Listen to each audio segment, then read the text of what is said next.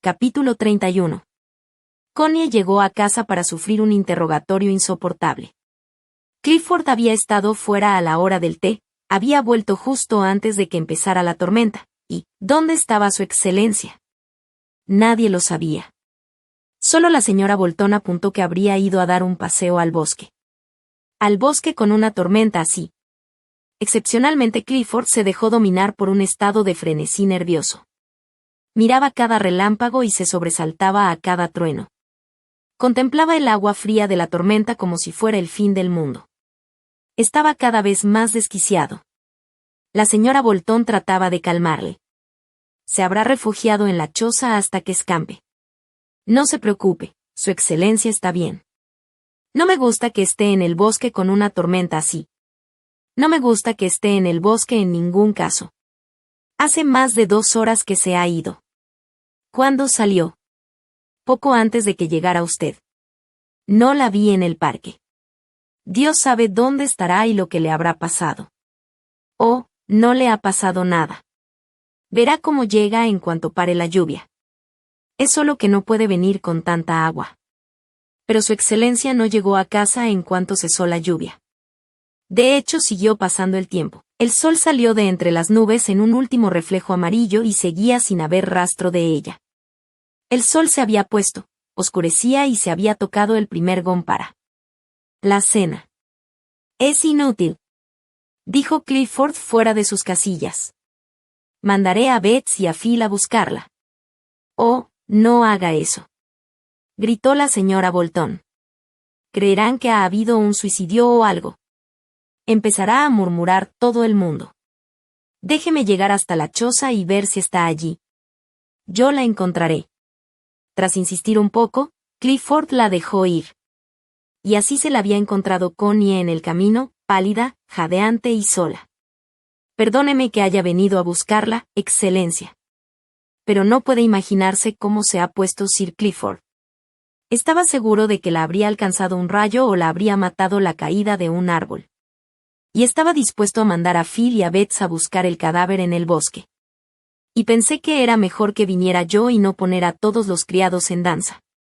Hablaba con nerviosismo. Podía ver aún la dulzura y el ensueño de la pasión en la cara de Connie, al mismo tiempo que su irritación por la interferencia. Claro, dijo Connie. Y no se le ocurrió nada más que decir. Las dos mujeres avanzaron a través de aquel universo húmedo en silencio, mientras las pesadas gotas reventaban como explosiones en el bosque. Al llegar al parque, Connie tomó la delantera. La señora Bolton jadeaba ligeramente, estaba engordando. Qué tontería que Clifford haya organizado todo este jaleo, dijo Connie por fin. Estaba enfadada. En realidad hablaba consigo misma. Oh, ya sabe cómo son los hombres. Les gusta atormentarse. Pero se pondrá bien en cuanto vea a su excelencia. Connie estaba furiosa porque la señora Bolton hubiera descubierto su secreto, porque lo sabía con toda seguridad. De repente Constance se detuvo en medio del camino. Es monstruoso que se me espíe, dijo con los ojos en ascuas. Oh. No diga eso, excelencia. Desde luego él habría enviado a los 2 hombres y habrían ido derechos a la choza. Yo ni siquiera sabía dónde estaba. Al oír aquello, Connie se puso roja de rabia. Sin embargo, dominada aún por su pasión amorosa, no era capaz de mentir. Ni siquiera podía fingir que no había nada entre ella y el guarda. Miró a la otra mujer, que disimulaba con la cabeza baja y que de alguna forma, en su femineidad, era un aliado. Bueno, dijo. Siendo así, no me importa. Claro, no ha pasado nada, excelencia. No ha hecho más que refugiarse en la choza. No pasa absolutamente nada.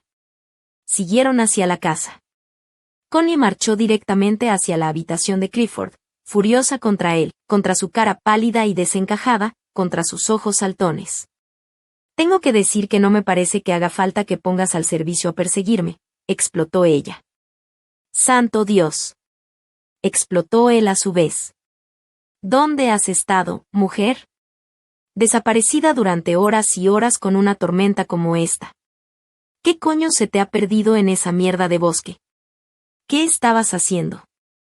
Hace horas que dejó de llover, horas. ¿Sabes qué hora es? Eres capaz de volver loco a cualquiera.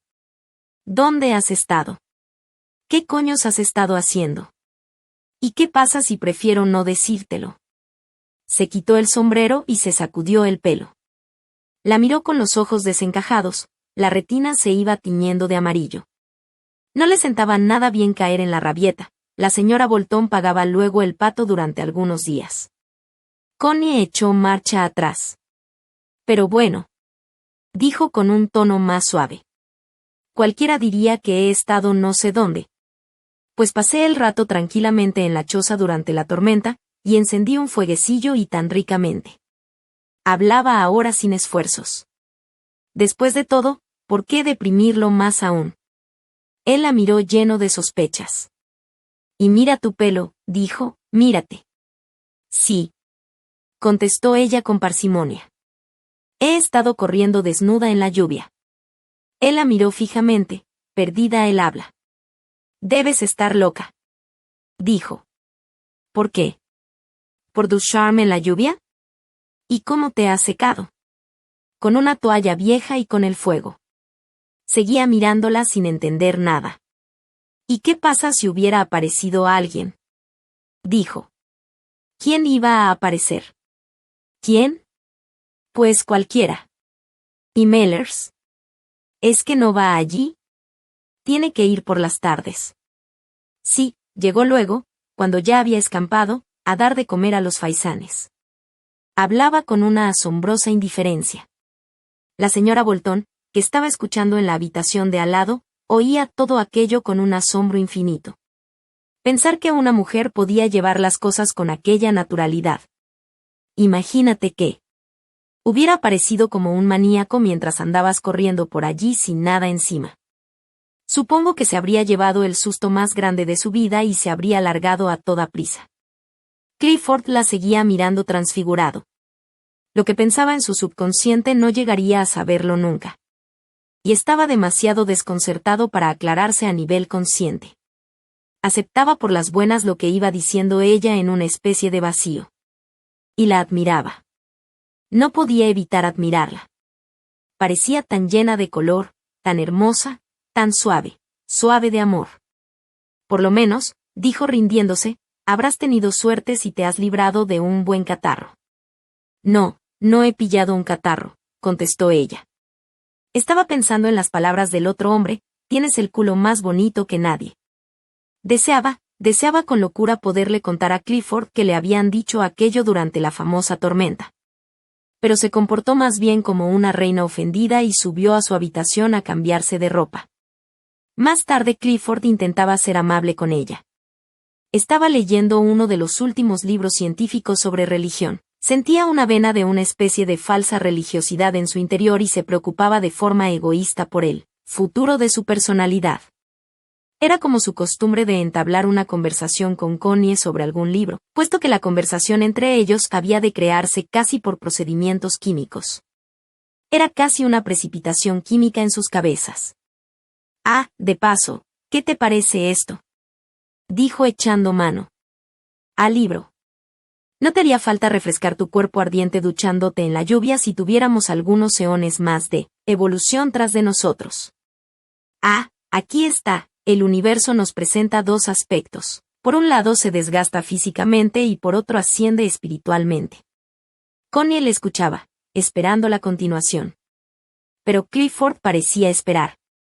Ella le miró sorprendida. Y si asciende espiritualmente, dijo, ¿qué es lo que deja abajo, en el sitio donde solía tener el rabo? Ah. Dijo él. Hay que entender lo que quiere decir el hombre.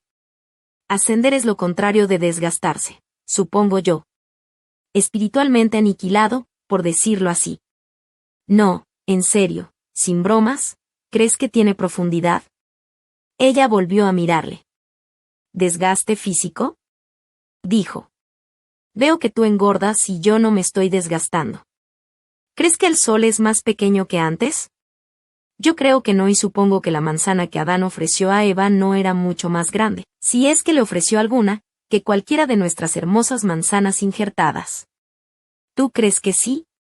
Mira, escucha lo que dice luego.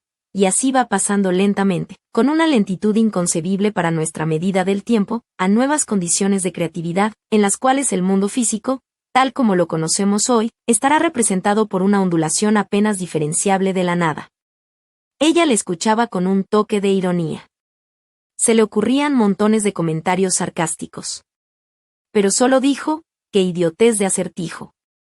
Como si su conciencia llena de presunción fuera capaz de comprender algo que sucede con esa lentitud. Eso quiere decir simplemente que él es un fracaso físico sobre la Tierra y quiere convertir al universo entero en un fracaso físico. Es una impertinencia insignificante de pedantuelo. Oh, pero escucha.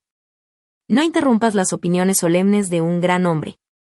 El tipo de orden que actualmente impera en el mundo emerge de un pasado inimaginable y encontrará su tumba en un futuro igualmente inimaginable.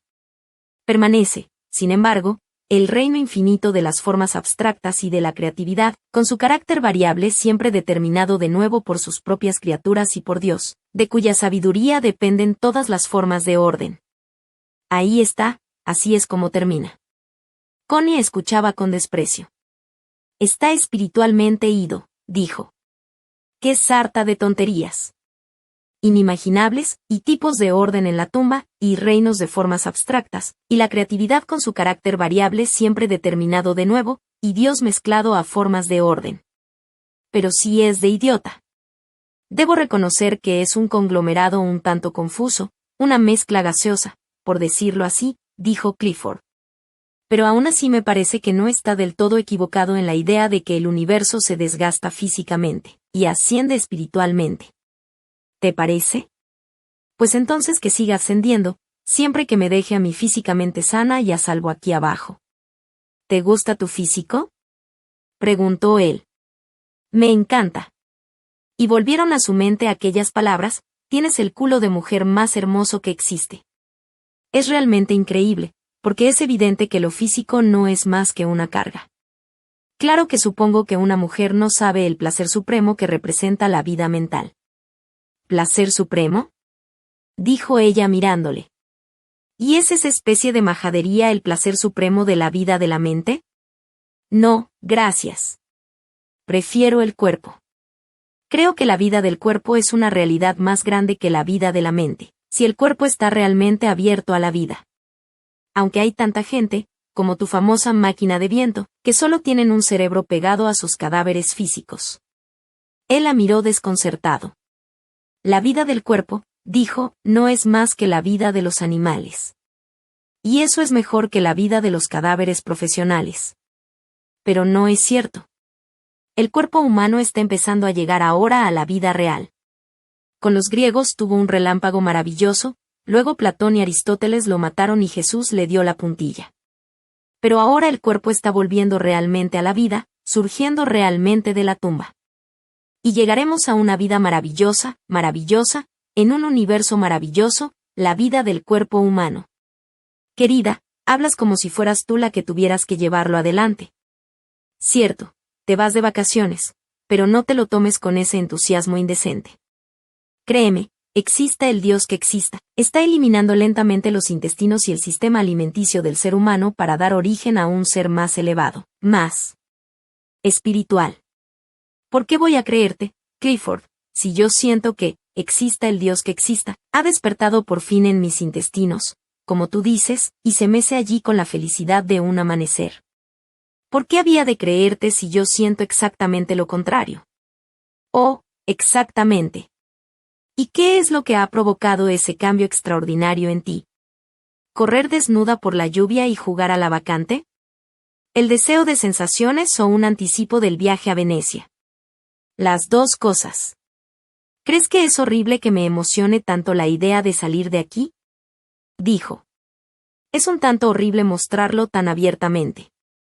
Entonces lo ocultaré. Oh, no te molestes.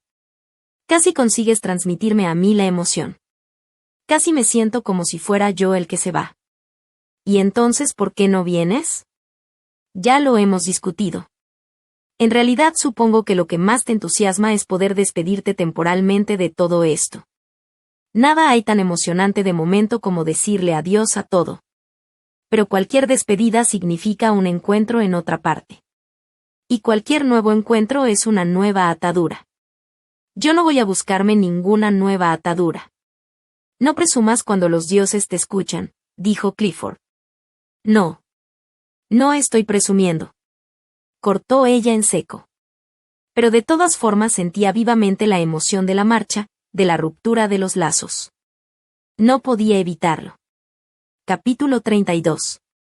Clifford, que no podía dormir, jugó toda la noche con la señora Bolton, hasta que ella estuvo casi muerta de sueño.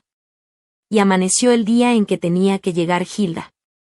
Connie había acordado con Mellers que si todo se presentaba bien para que pudieran pasar la noche juntos, colgaría un chal verde de la ventana. Y si sus planes se veían frustrados, uno rojo. La señora Bolton ayudó a Connie a hacer las maletas. Un cambio le sentará muy bien a su excelencia. Creo que sí. No le importa ocuparse sola de Sir Clifford durante una temporada, ¿verdad? Oh, no. Me las arreglo muy bien con él. Quiero decir que podré hacer todo lo que necesite. ¿No cree que ha mejorado bastante? Oh, mucho. Hace usted maravillas con él. ¿Le parece? Pero todos los hombres son iguales. Son como niños y hay que llevarles la corriente y adularles y dejarles creer que hacen lo que les da la gana. ¿No le parece a usted, excelencia? Me temo que yo no tengo mucha experiencia. Connie interrumpió un momento su ocupación. ¿Incluso su marido tenía que manejarle y mimarle como un niño? Preguntó mirando a la otra mujer. La señora Bolton se detuvo también. Bueno, dijo. También tenía que hacerle un montón de cucamonas. Pero tengo que reconocer que casi siempre se daba cuenta de lo que yo andaba buscando. Pero generalmente decía que sí. ¿No se comportaba nunca como dueño y señor? No. Por lo menos tenía a veces una expresión típica en los ojos y entonces ya sabía que era yo la que tenía que ceder. Pero era él el que cedía normalmente. No, nunca fue autoritario. Pero yo tampoco. Yo ya sabía cuando no se podía seguir adelante con él y entonces cedía, aunque a veces me costaba hacerlo. ¿Y qué hubiera pasado si se hubiera resistido usted? Oh, no lo sé, no lo hice nunca. Incluso cuando él no tenía razón, si le veía encabezonado, yo decía que sí. No quería arriesgarme a romper lo que había entre nosotros. Y si una quiere tener siempre razón frente a un hombre, se acabó. Si nos importa a un hombre tenemos que aceptar lo que sea cuando le vemos que está decidido a algo. Tengamos razón o no, hay que agachar la cabeza. Si no, mala cosa. Pero tengo que decir que Ted se plegaba a mí a veces cuando yo estaba empeñada en algo y equivocada. Así que supongo que vale para las dos partes. Ah, ¿y eso es lo que hace con todos sus pacientes? Preguntó Connie. Oh, eso es diferente. No me preocupo de la misma forma. Sé lo que es bueno para ellos, o intento saberlo, y me las arreglo para que lo hagan por su propio bien.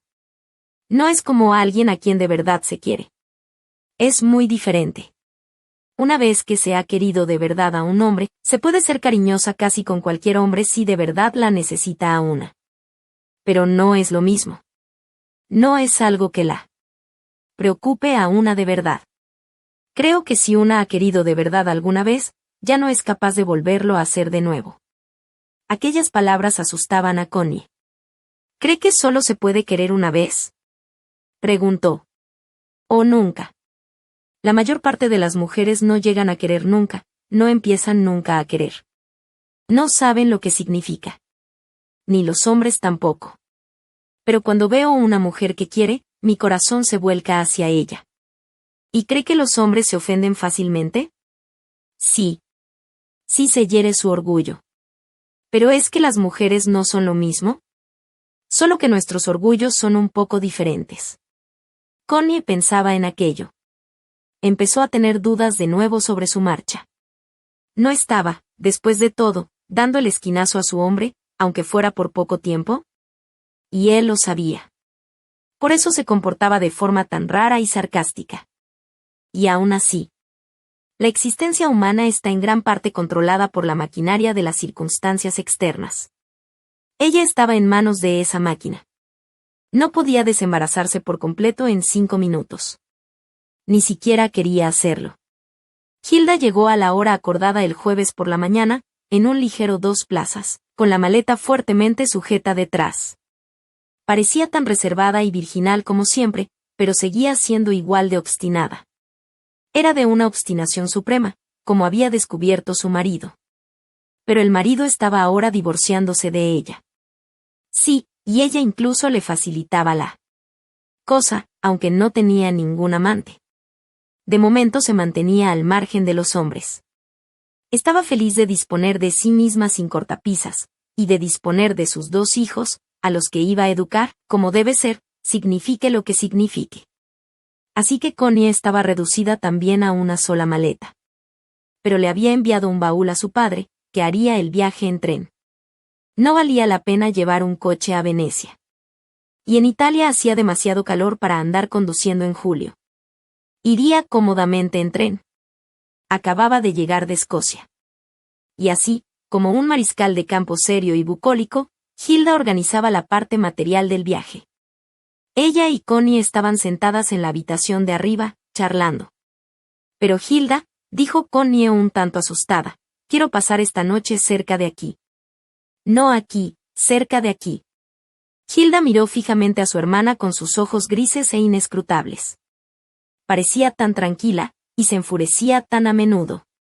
¿Dónde cerca de aquí?, preguntó suavemente.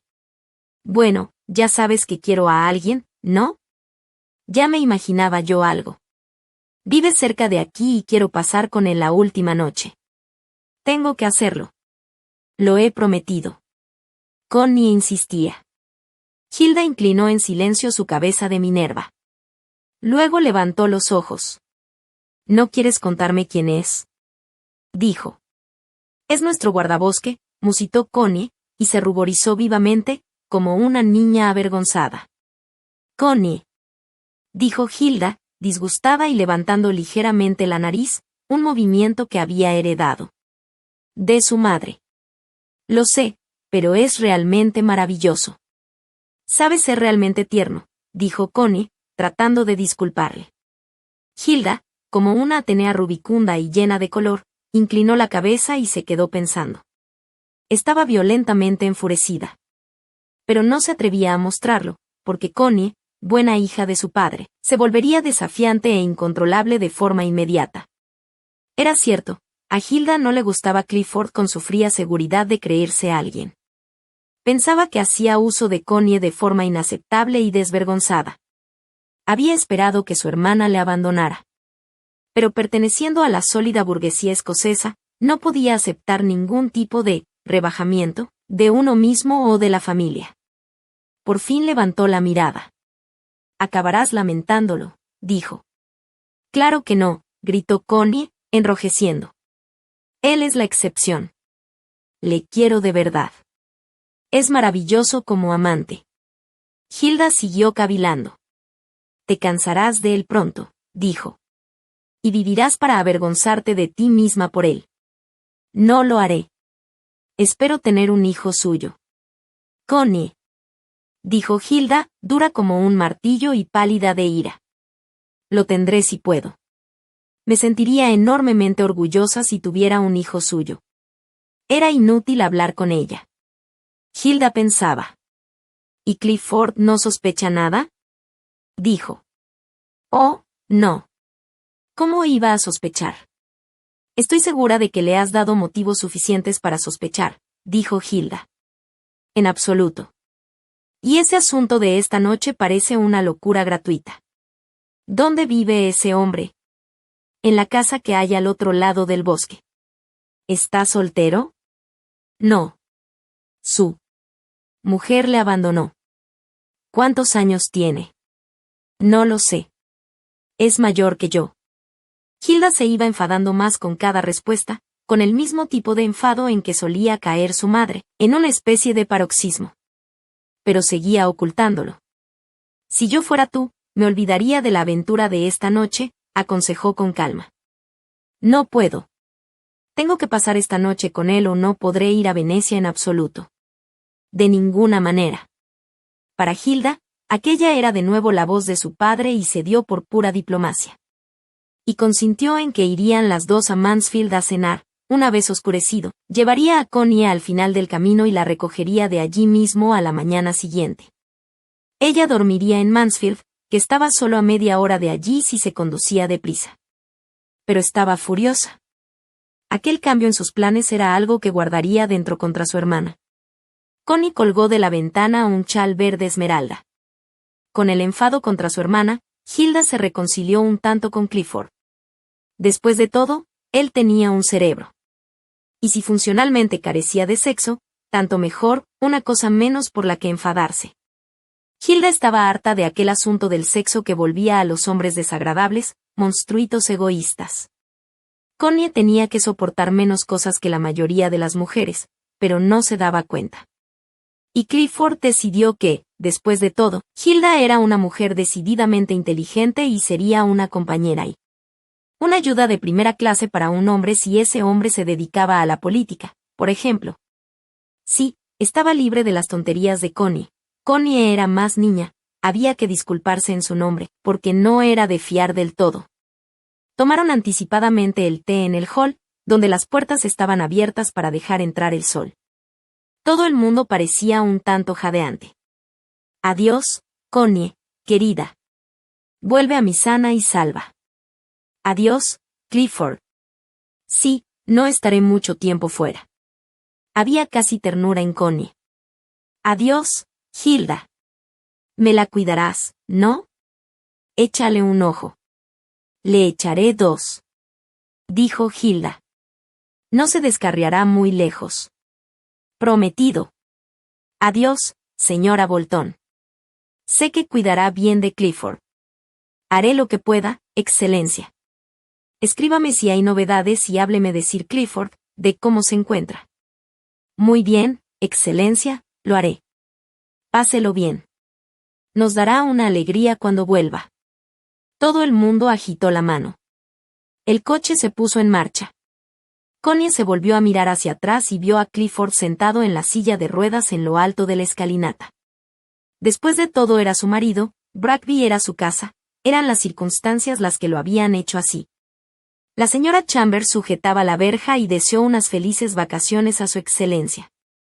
El coche dejó atrás los oscuros arbustos que ocultaban el parque y llegó a la carretera principal, donde los mineros volvían a casa. Hilda dobló hacia la carretera de Crow's Hill. No era una carretera principal, pero iba a Mansfield. Connie se puso las gafas oscuras. Avanzaban paralelas a la vía del tren, que estaba en un repecho a nivel inferior. La atravesaron más tarde por un puente. Ese es el camino a la casa, dijo Connie. Hilda lo miró impaciente. Es una verdadera pena que no podamos seguir directamente, dijo. Podríamos haber estado en Pall Mall a las 9. Lo siento por ti, dijo Connie desde detrás de sus gafas. Pronto estuvieron en Mansfield, aquel pueblo minero que había sido romántico en tiempos y ahora era deprimente. Hilda paró ante el hotel que venía en la guía automovilística y pidió habitación. Todo era muy aburrido y el enfado de Hilda casi le impedía hablar. Sin embargo, Connie se moría de ganas de contarle algo de la historia del hombre. Él. ¿Cómo le llamas? No dices más que él, dijo Hilda. Nunca le he llamado por ningún nombre, ni él a mí. Cosa curiosa si se piensa bien. O nos llamamos Lady Jane y John Thomas. Pero se llama Oliver Mellers. ¿Y qué te parecería ser la señora de Oliver Mellers en lugar de Lady Chatterley? Me encantaría. No había nada que hacer con Connie. De todas formas, si aquel hombre había sido teniente del ejército en la India durante 4 o 5 años, debía ser más o menos presentable. Aparentemente tenía personalidad. Hilda empezó a ablandarse un poco. Pero te cansarás de él pronto, dijo, y entonces te avergonzarás de haber tenido algo que ver con él. Una no puede andarse mezclando con los obreros. Y tú eres tan socialista. siempre al lado de la clase obrera. Puedo estar a su lado en una crisis política, pero por estar a su lado me doy cuenta de la imposibilidad de mezclar nuestras vidas con las suyas. Y no por esnobismo, sino porque es un ritmo totalmente diferente. Hilda había vivido entre los verdaderos intelectuales políticos, así que no había manera de contradecirla. La monótona velada en el hotel avanzaba lentamente y al final pasaron una cena igualmente monótona. Luego Connie echó algunas cosas en una pequeña bolsa de seda y volvió a peinarse otra vez. Después de todo, Hilda, dijo ella, el amor puede ser maravilloso, cuando se siente se vive, se está en el centro mismo de la creación. Era una bravata por su parte. Me imagino que todos los mosquitos piensan lo mismo, dijo Hilda. ¿Sí, lo crees? Pues qué suerte tienen.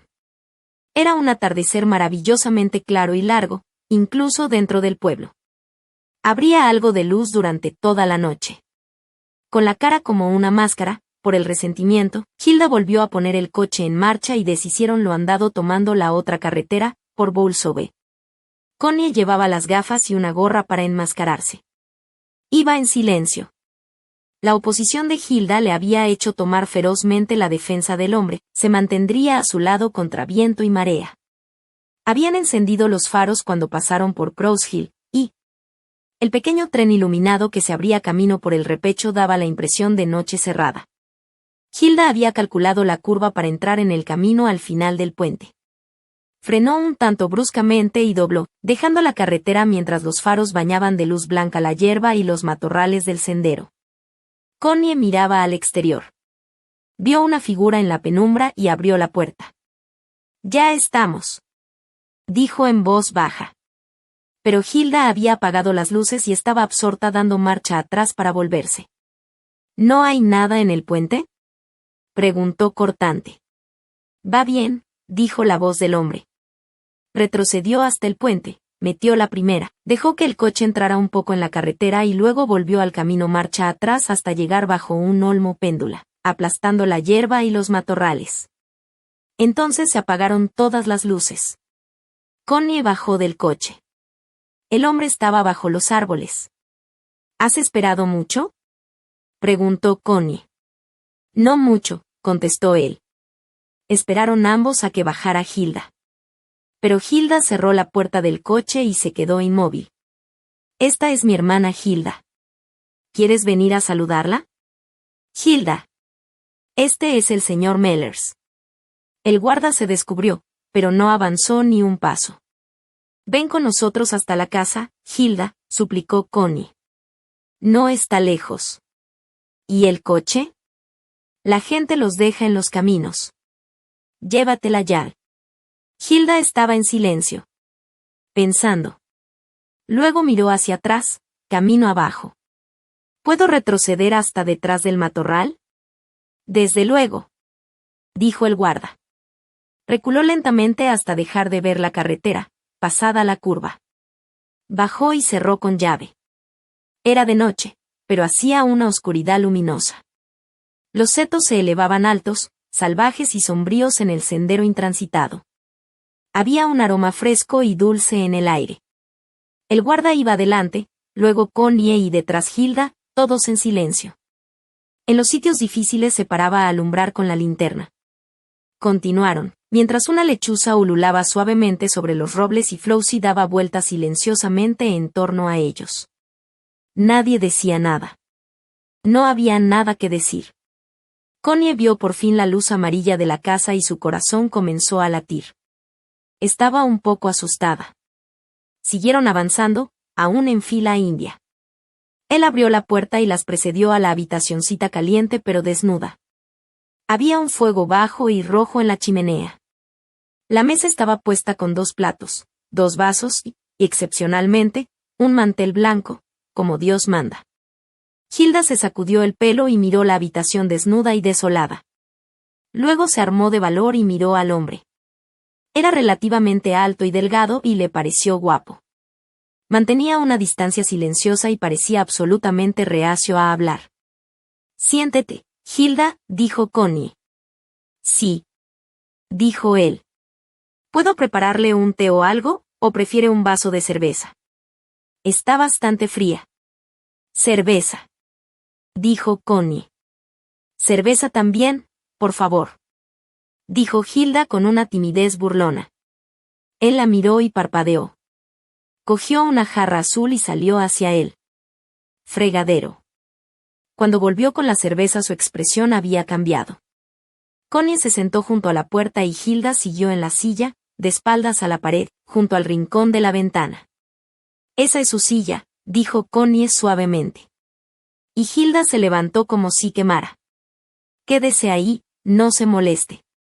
Coja la silla que más le guste, aquí nadie es el oso grande del cuento, dijo en dialecto con una total ecuanimidad. Le llevó un vaso a Hilda y le sirvió la primera, escanciando la cerveza de la jarra azul. Cigarrillos no tengo, pero quizás tenga usted los suyos. Yo no fumo. ¿Quiere comer algo? Se volvió directamente hacia Connie. ¿Quieres picar algo? ¿Lo traigo? Ya sé que te arreglas con un pellizco. Hablaba en dialecto con una curiosa calma y seguridad, como si fuera el dueño de la fonda. ¿Qué hay? Preguntó Connie ruborizándose. Jamón cocido, queso, nueces aliñadas si os gustan. Poca cosa. Sí, dijo Connie. ¿Tú no quieres, Hilda? Hilda le miró. ¿Por qué habla el dialecto de Yorkshire? Dijo suavemente. Esto. No es el de Yorkshire, es el de Derby. La miró con aquella mueca leve y distante. Pues el de Derby. ¿Por qué habla el dialecto de Derby? Al principio hablaba inglés normal. Ah, sí. Contestó y siguió en dialecto. ¿Y no puedo cambiar si me parece? No, déjeme hablar así si me resulta más cómodo. Si no tiene usted nada en contra. Suena un poco falso, dijo Hilda. Sí, quizás. Y en Teversal sería usted quien sonaría un poco a falso. Volvió a mirarla con una distancia extraña e intencionada, como diciendo, ¿quién se ha creído que es? Fue hacia la despensa a por la comida. Las hermanas estaban en silencio. Él volvió con otro plato, tenedor y cuchillo. Luego dijo, si no le importa, voy a quitarme la chaqueta, como hago siempre. Se quitó la chaqueta y la colgó del gancho, luego se sentó a la mesa en mangas de camisa, una camisa de franela fina color crema. Sir Vance, dijo. Sir Vance. No esperen. Cortó el pan y se quedó inmóvil. Hilda, como le sucedía siempre a Connie, sintió la fuerza de su silencio y su distancia. Vio su mano, pequeña y sensible, distendida sobre la mesa. No era un simple obrero, no lo era, estaba actuando. Actuando. A pesar de todo, dijo, mientras cogía un poco de queso, sería más natural si nos hablara en inglés normal y no en dialecto. La miró y se dio cuenta de su tremenda obstinación.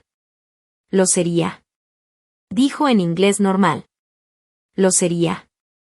Sería natural cualquier cosa que nos digamos usted y yo, a no ser que diga usted que preferiría verme en el infierno antes que con su hermana, y a no ser que yo le conteste algo igual de desagradable. ¿Es que sería natural cualquier otra cosa? Oh, sí. Dijo Hilda. Buenos modales simplemente, eso sería natural.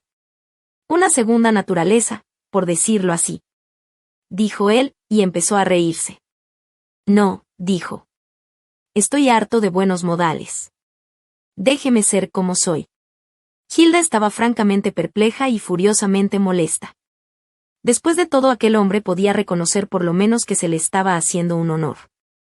Y en lugar de eso, con su actitud de comediante y sus maneras de gran señor, parecía estar convencido de que era él quien hacía el honor. ¡Qué falta de vergüenza! Pobre Connie, descarriada, en las garras de aquel hombre. Capítulo 33. Comieron los tres en silencio. Hilda observaba para ver cómo eran sus modales a la mesa. No pudo evitar darse cuenta de que era por instinto más delicado y mejor educado que ella misma. Ella era de una cierta pesadez escocesa. Y él tenía además toda la seguridad tranquila y reservada de los ingleses, todo bajo control. Sería muy difícil hacerle cambiar. Pero tampoco conseguiría el cambiarla a ella. ¿Y de verdad cree dijo ella con un tono algo más humano, ¿qué vale la pena correr el riesgo? ¿Qué vale la pena correr qué riesgo? Esta aventura con mi hermana. Su cara volvió a mostrar aquella mueca irritante. Pregúntele a ella, dijo volviendo al dialecto. Luego miró a Connie. ¿Es voluntario? No, cariño. Yo no te fuerzo a nada. Connie miró a Hilda. Preferiría que te dejaras de tonterías, Hilda. No es mi intención decirlas. Pero alguien tiene que pensar en las cosas. Hay que tener alguna especie de continuidad en la vida. No puede andarse por ahí poniéndolo todo patas arriba. Hubo una pausa momentánea. Ah, continuidad, dijo él. ¿Y eso qué es? ¿Qué continuidad tiene usted en su vida? Creí que andaba divorciándose. ¿Qué clase de continuidad es esa? La continuidad de su obstinación. De eso sí me doy cuenta. ¿De qué va a servirle? Estará harta de su continuidad no tardando mucho. Una mujer entestada y su egoísmo, sí, esas corren bien con la continuidad, desde luego. Gracias a Dios, no soy yo quien tiene que ocuparse de usted.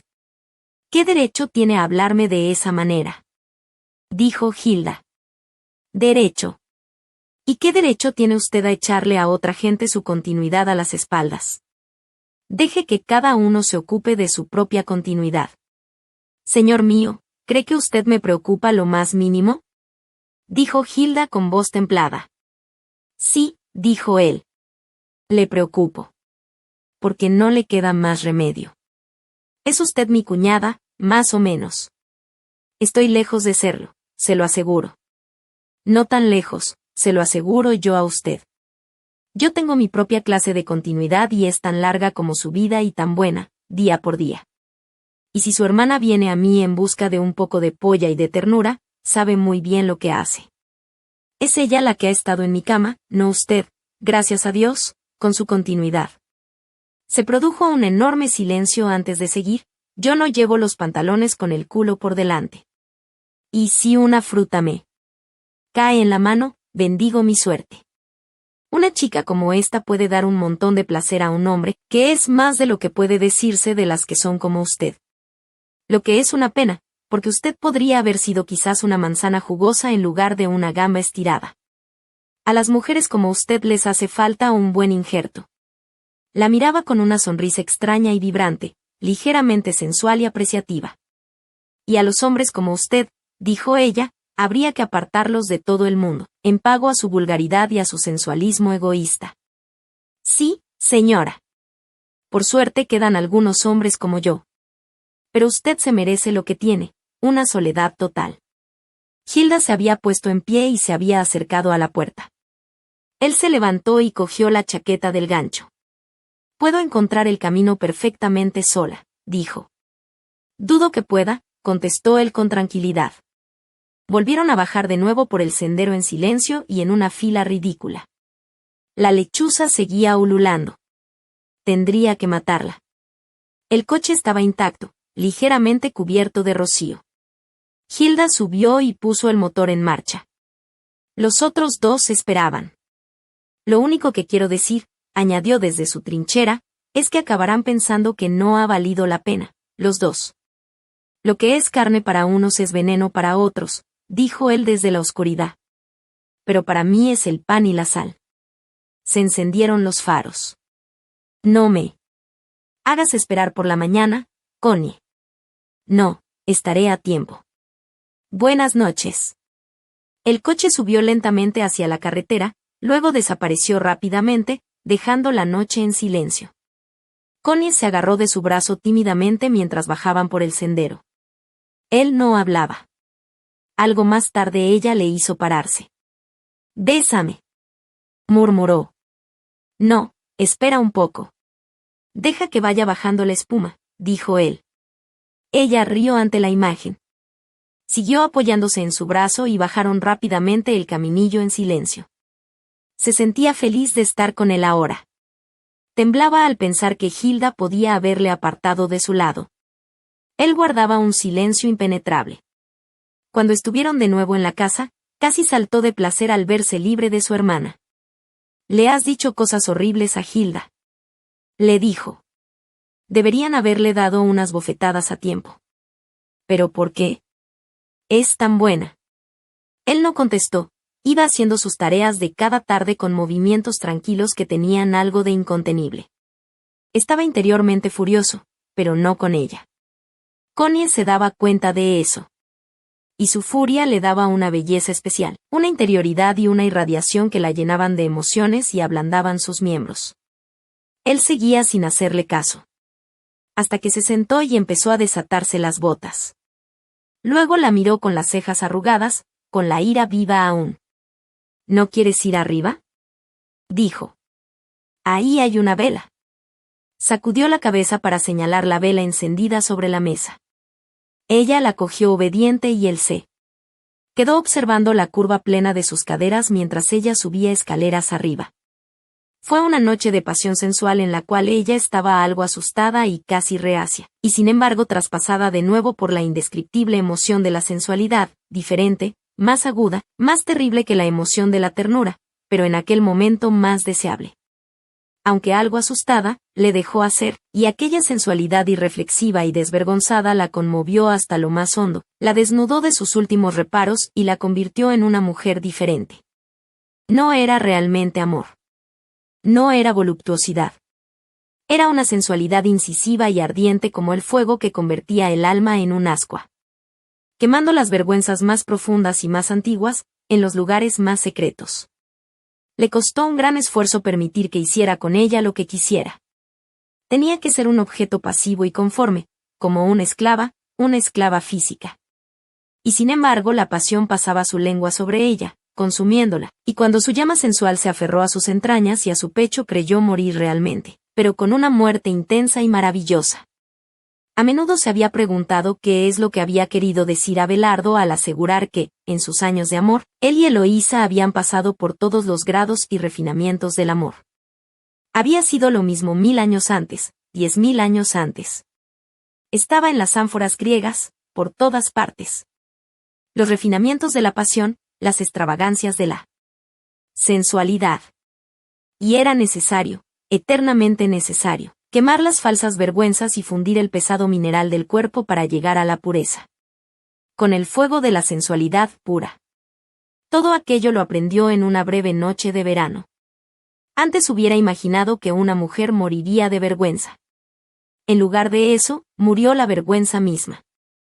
La vergüenza, que es temor, la profunda vergüenza orgánica, el viejo, tan viejo, temor físico que se agazapa en nuestras raíces corporales y solo puede ser espantado por el fuego sensual, puesto al descubierto y destruido por la persecución fálica del hombre, para que ella pudiera llegar al corazón mismo de su propia jungla. Sentía que ahora había llegado a la verdadera piedra madre de su naturaleza y estaba esencialmente libre de vergüenza. Se había convertido en su yo sensual, desnudo y sin vergüenzas. Se sintió triunfante, llena casi de vanagloria. Ah, sí. Aquello era lo que era. Aquella era la vida. Así es como uno era realmente. No quedaba nada que disimular ni de lo que avergonzarse. Compartía su desnudez definitiva con un hombre, otro ser. ¿Y qué demonio de temeridad era el hombre? Realmente como un demonio. Había que ser fuerte para soportarlo. No era fácil llegar al núcleo mismo de la jungla física, al último y más profundo refugio de la vergüenza orgánica. Solo el falo era capaz de explorarlo. Y cómo había penetrado en ella. Y de qué manera, atemorizada, lo había rechazado interiormente. Pero cómo lo había deseado en realidad. Ahora lo sabía. En el fondo de su alma, fundamentalmente, había necesitado aquella montería fálica, lo había deseado en secreto y había creído que no llegaría a vivirlo nunca. Y ahora, de repente, allí estaba, y un hombre compartía su desnudez última y definitiva. Había muerto la vergüenza. Qué embusteros eran los poetas y todo el mundo. Le hacían creer a uno que lo que se necesitaba era el sentimiento. Cuando lo que uno necesitaba por encima de todo era aquella sensualidad penetrante, agotadora, un tanto horrible. Encontrar un hombre que se atreviera a hacerlo, sin vergüenza ni pecado ni remordimientos. Qué horrible si él se hubiera avergonzado al final y la hubiera hecho sentirse avergonzada. Qué lástima que la mayor parte de los hombres sean tan perrunos, un tanto avergonzados, como Clifford. Incluso como Michaelis. Sensualmente un tanto perrunos y al mismo tiempo humillantes. El placer supremo de la mente. ¿Qué es eso para una mujer? En realidad, ¿qué es también para un hombre? No sirve para nada más que para confundir sus ideas y llevarle al nivel de los perros. Es necesaria la escueta sensualidad para purificar y refrescar la mente. Sensualidad llana y lisa y no vaguedades. Oh, Dios, qué cosa tan rara es un hombre. Son todos perros que trotan, olisquean y copulan. Haber encontrado un hombre que no tenía miedo ni sentía vergüenza. Le miró ahora, durmiendo, tan como un animal salvaje en su sueño, ausente, lejos en aquella lejanía. Se acurrucó a su lado. Para no estar lejos de él. Hasta que él se incorporó y la despertó por completo. Estaba sentado en la cama, mirándola. Ella vio su propia desnudez en sus ojos, su conocimiento inmediato de ella. Y el conocimiento fluido y viril de sí misma parecía transmitirse a ella desde sus ojos y envolverla voluptuosamente. Oh, qué voluptuoso, qué adorable era tener los miembros y el cuerpo en duermevela, pesados e inyectados de pasión. «Es hora de despertar», dijo ella. Las 6:30. Tenía que estar junto a la carretera a las 8. Siempre, siempre, siempre estar obligada por algo. Puedo hacer el desayuno y subirlo aquí, ¿quieres? Dijo él. Oh, sí. Flossie se quejaba suavemente abajo. Él se levantó, tiró el pijama y se frotó con una toalla. Qué hermoso es el ser humano cuando está lleno de vigor y de vida. Lo pensaba mientras le observaba en silencio. Abre la cortina, por favor. El sol brillaba ya sobre las tiernas hojas verdes de la mañana, y el bosque, cercano, era de un azul fresco. Ella se sentó en la cama, mirando soñadoramente a través de la ventana, comprimiendo sus pechos con los brazos desnudos. Él se estaba vistiendo. Ella soñaba despierta con la vida, una vida junto a él, nada más que una vida. Él se iba, huía de su peligrosa desnudez agazapada. ¿Se ha perdido mi camisón?, dijo ella. Él metió la mano bajo la sábana y sacó el pedacito de seda ligera. Sabía que tenía seda. En los tobillos, dijo él. Pero el camisón estaba casi roto en 2 pedazos. No importa, dijo ella. Realmente este es su sitio. Lo dejaré aquí. Sí, déjalo, podré ponérmelo entre las piernas por la noche para que me haga compañía. No tiene nombre ni marca, ¿no? Ella se puso la prenda rasgada y siguió sentada, mirando ausente por la ventana. La ventana estaba abierta, entraba el aire de la mañana y el ruido de los pájaros, que pasaban volando continuamente. Luego vio a Flossie correteando. Era por la mañana. Le oyó abajo encendiendo el fuego, sacando agua con la bomba y saliendo por la puerta trasera. Poco a poco empezó a llegar el olor de panceta y por fin llegó él escaleras arriba con una enorme bandeja negra, que apenas pasaba por la puerta. Dejó la bandeja sobre la cama y sirvió el té. Connie se acuclilló con su camisón rasgado y se lanzó hambrienta sobre la comida. Él se sentó en una silla con el plato en las rodillas. «Qué bueno está», dijo ella. «Qué maravilla desayunar juntos». Él comía en silencio, pensando en lo rápido que pasaba el tiempo. Aquello la hizo recordar. «¿Cómo me gustaría poderme quedar contigo y que Bragby estuviera a 1.000.000 de millas de aquí? Es de Bragby de lo que escapo en realidad. Y tú lo sabes, ¿no?» «Sí. Prométeme que viviremos juntos, una vida juntos, tú y yo. ¿Me lo prometes, no?» «Sí. Sí podemos. Sí. Y podremos, ¿no?» Se inclinó derramando el té y cogiéndole de la muñeca. «Sí», dijo él, secando la mancha de té. «Es imposible que no vivamos juntos, ¿no?», dijo ella suplicante. Él la miró con su mueca oscilante. «Imposible», dijo. «Solo que tendrás que irte dentro de 25 minutos. Sí». gritó ella. De repente él levantó un dedo, pidiendo silencio, y se puso en pie. Flossie había dado un ladrido corto y luego 3 ladridos largos y potentes de aviso. En silencio puso su plato sobre la bandeja y bajó. Constance le oyó descender por el camino del jardín. Fuera se oía el timbre de una bicicleta. Buenos días, señor Mellers. Una carta certificada. Ah, sí. ¿Tiene un lápiz? Aquí tiene. Hubo una pausa.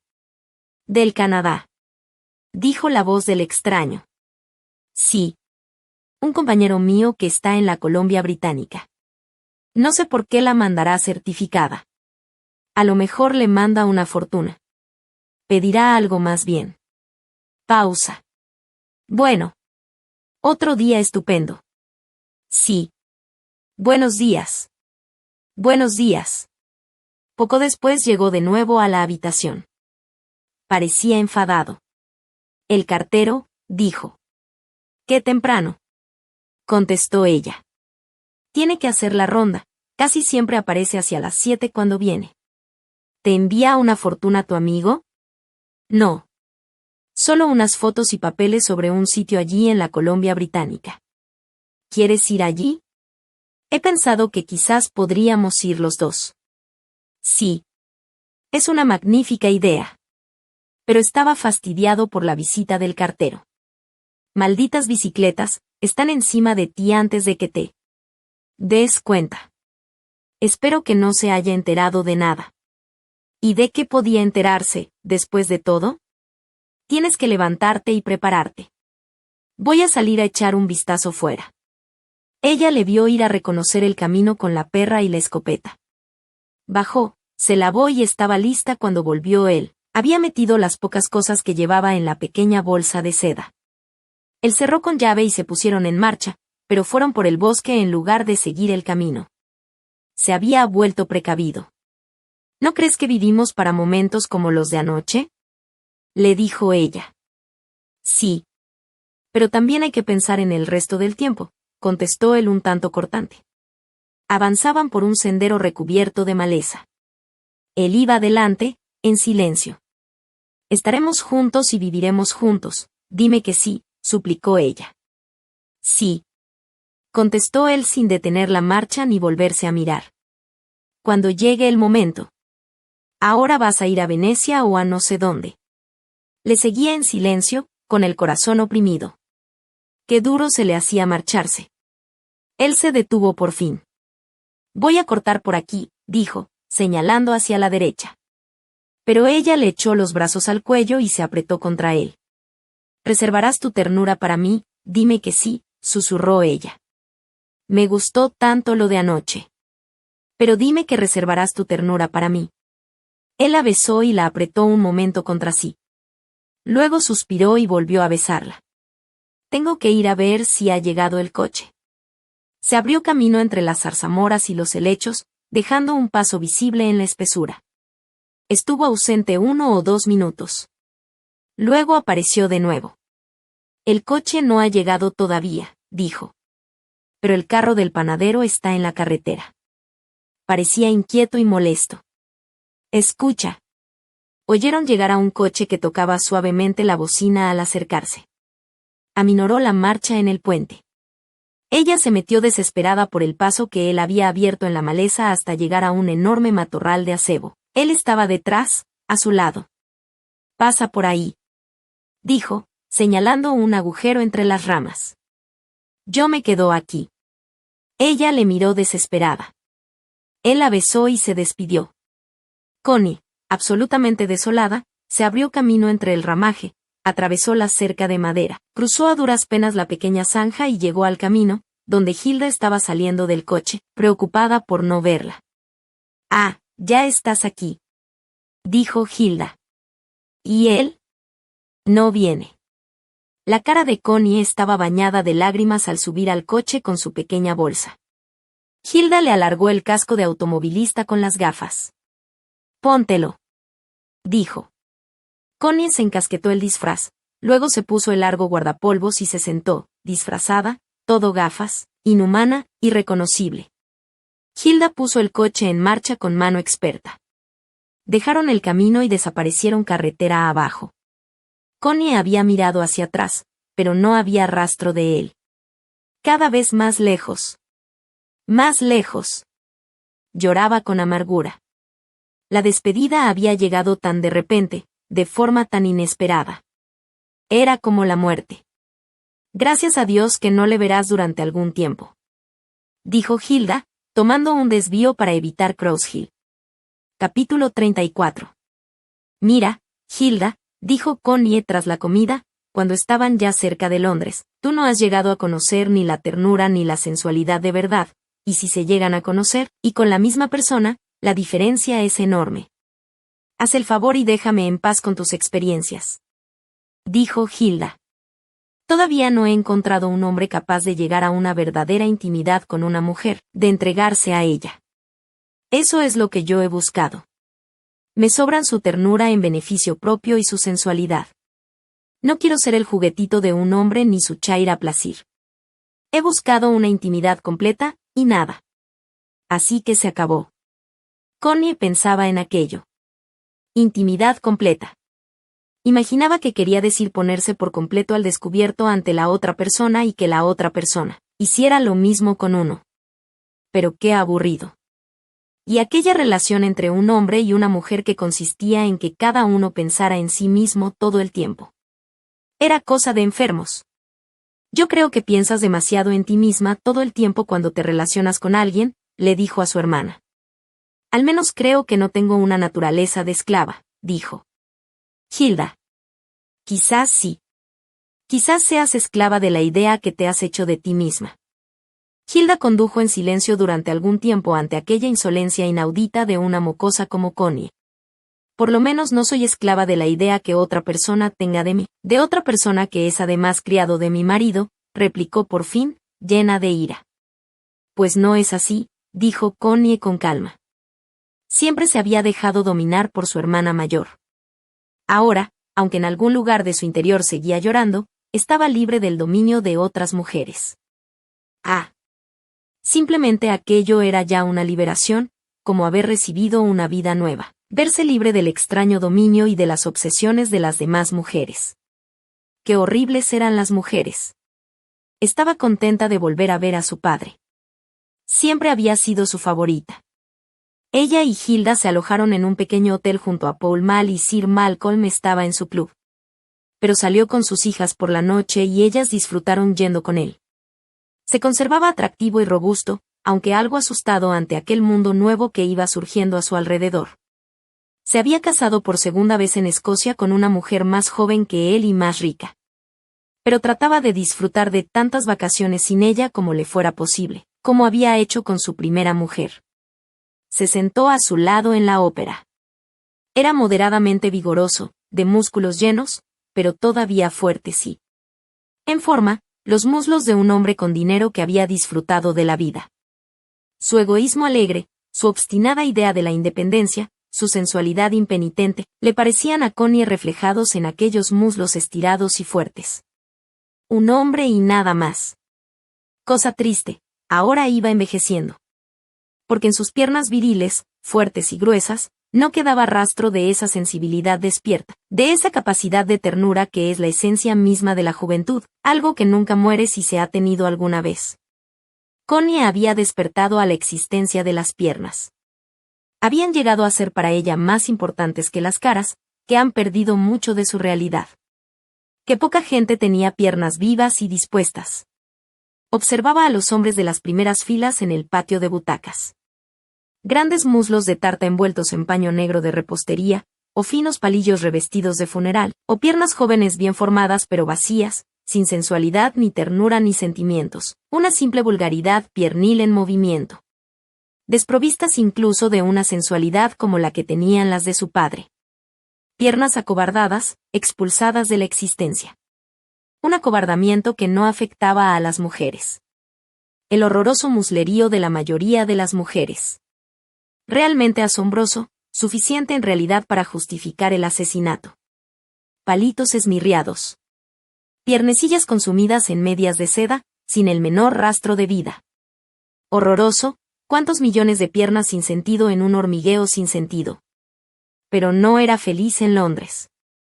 La gente le parecía espectral y vacía. Les faltaba la alegría de la vida, por muy vivos y hermosos que parecieran. Todo era estéril.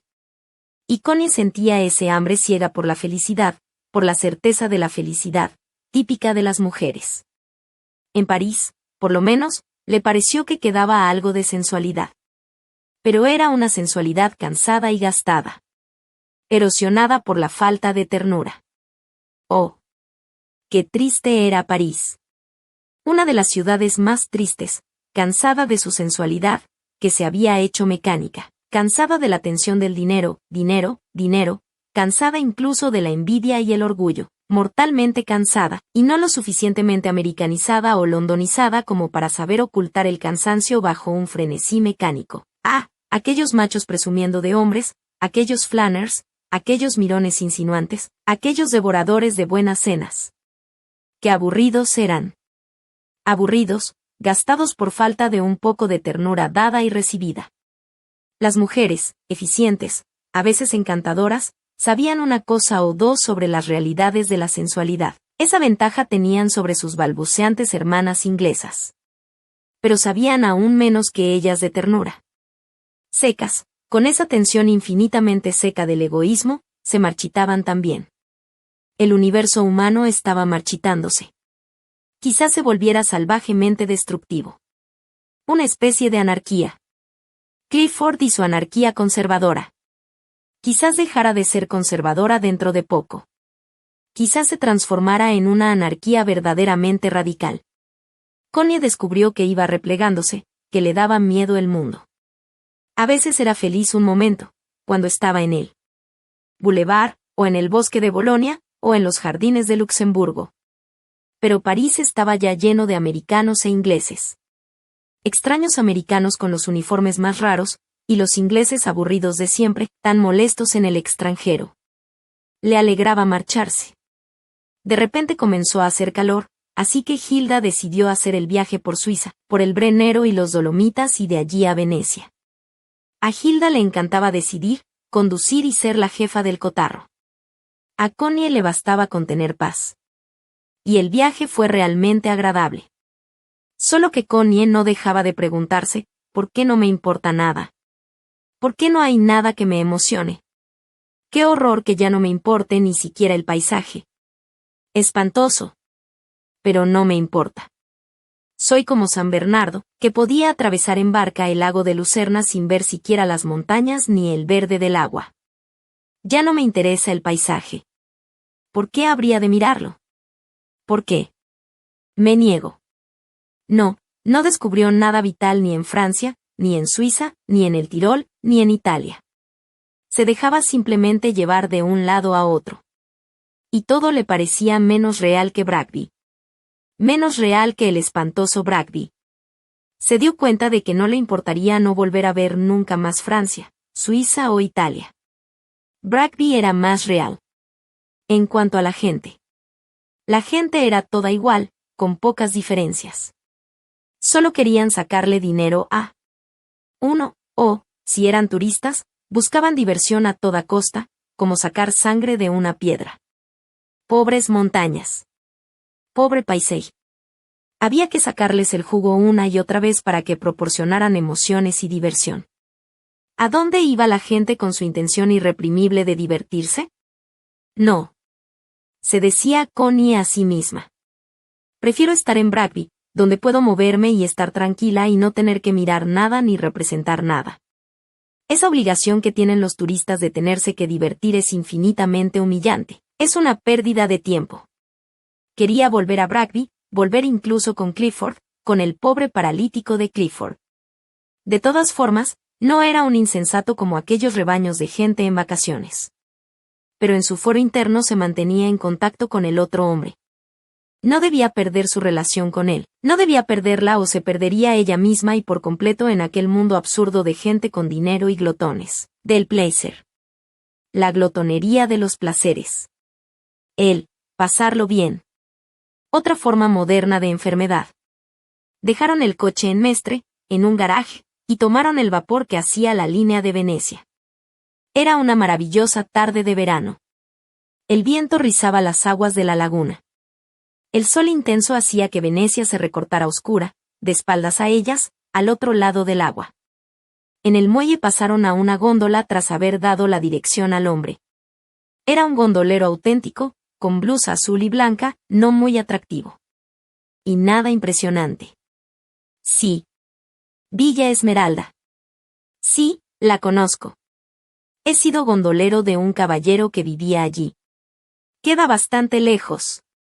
Parecía un individuo impetuoso y un tanto infantil. Remaba con un brío un tanto exagerado a través de los oscuros canales secundarios entre horribles paredes, cubiertas de verdín, los canales que atraviesan los barrios pobres, donde cuelga la ropa lavada de las cuerdas y hay un ligero o intenso olor a desagüe. Pero por fin llegaron a uno de los amplios canales, con aceras a los lados y puentes en arco, que cruzan el gran canal en ángulo recto. Iban sentadas las dos bajo la pequeña toldilla y el hombre tras ellas, inclinado, en un nivel superior. ¿Van a quedarse mucho tiempo la señorina en Villa Esmeralda?, preguntó mientras remaba pausadamente y se secaba el sudor con un pañuelo blanco y azul. Unos 20 días. Las dos somos señoras casadas, dijo Hilda con aquella curiosa voz apagada que hacía que su italiano sonara tan extranjero. 20 días. Dijo el hombre. Hubo una pausa. Luego preguntó, ¿necesitan las señoras un gondolero los 20 días o así que van a estar en Villa Esmeralda? Puede ser por días o por semanas. Connie y Hilda lo discutieron.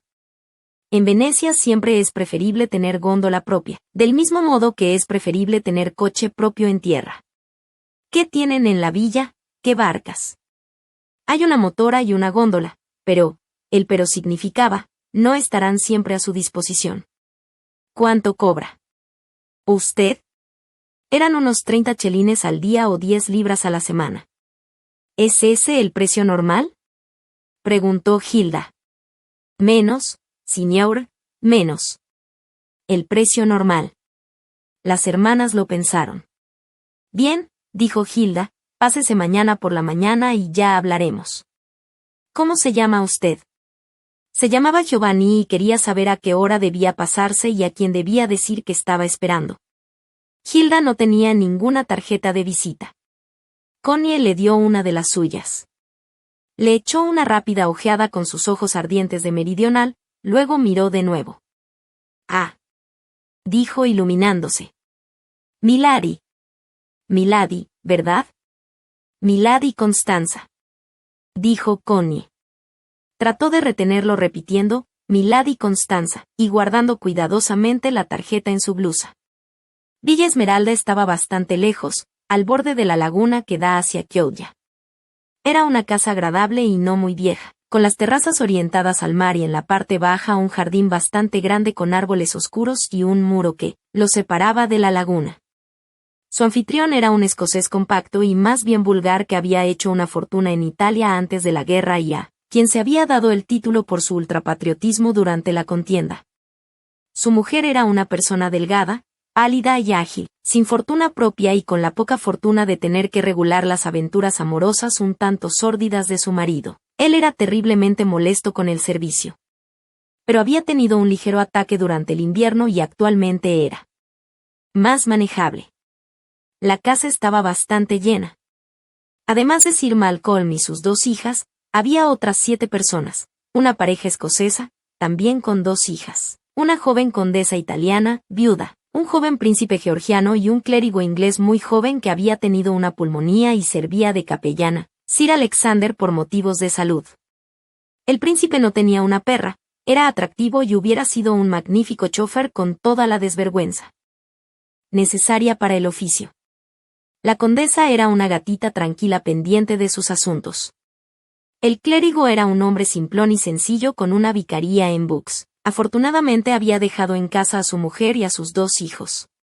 Y los Guthrie, la familia de 4 miembros, pertenecían a la burguesía asentada de Edimburgo, disfrutaban de todo con gusto y se atrevían a todo sin arriesgar nada. Connie y Hilda descartaron inmediatamente al príncipe.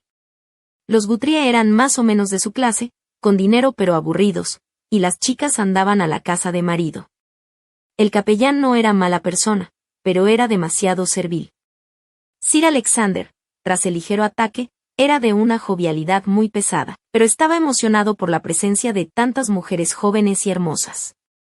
Lady Cooper era una persona callada, un tanto felina, que no lo pasaba muy bien la pobre y que ejercía una fría vigilancia sobre las demás mujeres, actitud que se había convertido para ella en una especie de segunda naturaleza y que decía pequeñas cosas desagradables, demostrando constantemente lo negativa que era su opinión sobre la naturaleza humana. Era también, había descubierto Connie, muy venenosa en su comportamiento con el servicio, pero a la chita callando. Y tenía una gran habilidad para comportarse de manera que Sir Alexander se creyera dueño y señor del cotarro, con su panza abundante y pretendidamente jovial y sus chistes sin ninguna gracia, su humorosidad, como decía Hilda. Sir Malcolm se dedicaba a pintar. Sí, hacía todavía algún paisaje veneciano de lagunas de vez en cuando, como variación a sus paisajes escoceses. Y así hacía que le llevaran en góndola por la mañana con un enorme lienzo a su sitio. Un poco más tarde llevaban a Lady Cooper al corazón de la ciudad, con su cuaderno de dibujo y sus pinturas. Era una acuarelista impenitente y la casa estaba llena de palacios color rosa, canales oscuros, puentes arqueados, fachadas medievales, etc. Un poco más tarde los Guthrie, la condesa, el príncipe, Sir Alexander y a veces el señor Lind, el capellán, salían hacia el lido a bañarse, volvían a casa a comer algo tarde, hacia la 1:30. En la casa la compañía era indudablemente aburrida como tal. Pero aquello no molestaba a las hermanas. Siempre estaban fuera. Su padre las llevaba a la exposición, kilómetros y kilómetros de cuadros sin interés. Las llevaba a ver a sus compañeros de Villa Lucasi. Cuando hacía buena tarde se sentaba con ellas en la piazza tras conseguir una mesa en Florian, las llevaba al teatro a ver las obras de Goldoni. Había también fiestas acuáticas con iluminación, bailes. Era el sitio de vacaciones de los sitios de vacaciones. El lido, con sus hectáreas de cuerpos tostados y cubiertos de albornoces, era como una playa con un montón infinito de focas que hubieran venido a parearse. Demasiada gente en la piazza, demasiados troncos y extremidades humanos en el lido, demasiadas góndolas, demasiadas motoras, demasiados vapores, demasiadas palomas, demasiados helados, demasiados cactus, demasiado servicio a la busca de propina, demasiados idiomas en confusión, demasiado y excesivo sol, demasiado olor a Venecia, demasiadas barcas cargadas de fresas, demasiados chales de seda, demasiadas y enormes rajas de sandía en los puestos callejeros, demasiada diversión, una cantidad de diversión exageradamente excesiva. Connie y Hilda se paseaban en sus batas veraniegas. Había docenas de personas a quienes conocían, docenas de personas que las conocían a ellas. Michaelis apareció como una falsa moneda. «Hola. ¿Dónde estáis viviendo? Vamos a tomar un helado o algo. Venid conmigo a alguna parte en mi góndola». Incluso Michaelis estaba tostado por el sol, aunque sería mejor decir asado para definir el aspecto de toda aquella carne humana. En cierto sentido era agradable. Era casi divertido.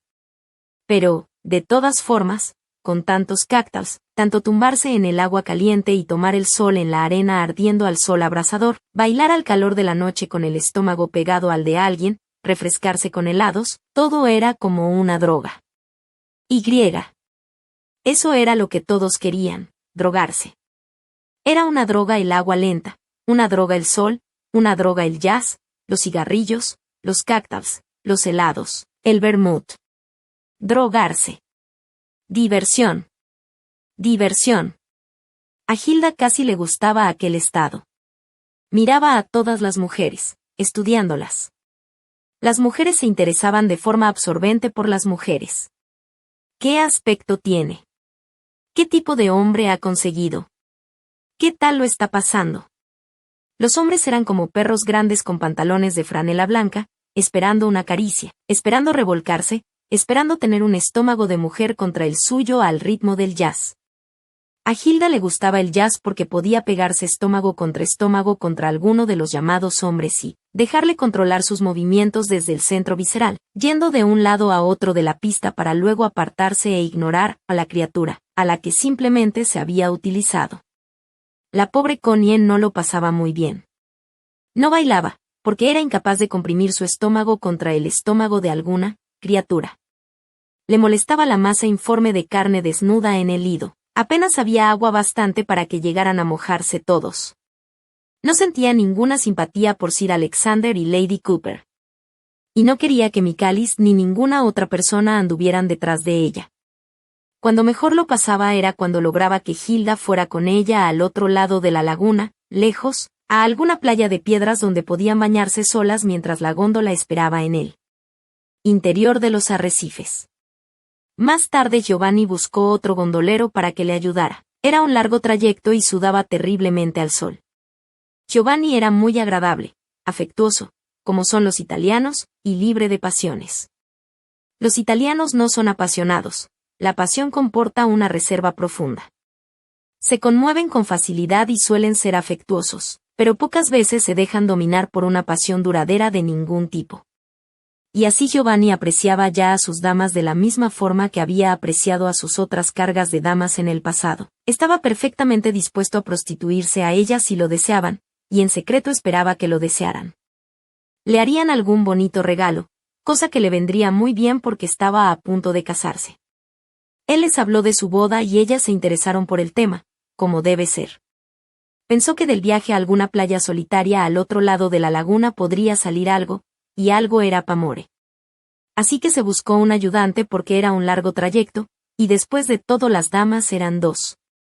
2 damas, 2 barbos. Buena aritmética. Y además hermosas. Estaba orgulloso de ellas con razón. Y aunque era la signore la que le pagaba y le daba las órdenes, esperaba que fuera la Milady joven la que le seleccionara para él amor. Sería también más generosa con el dinero. El compañero que se trajo se llamaba Daniele. No era gondolero profesional, y por tanto no tenía aquella personalidad de entre puta y vendedor ambulante. Llevaba normalmente una sandoule. Las sandoules son unas barcazas que llevan a Venecia las frutas y productos de las islas. Daniele era hermoso, alto y bien formado, con una cabeza clara y redonda, pelo ensortijado de un rubio pálido, una bella cara viril, un poco como un león, y ojos azules y penetrantes. No era efusivo, locuaz y absorbente como Giovanni. Era un hombre callado y remaba con un vigor y una facilidad como si estuviera solo sobre el agua. Las damas eran damas, algo lejano y ajeno. Ni siquiera las miraba. Siempre miraba hacia adelante. Era un hombre de verdad.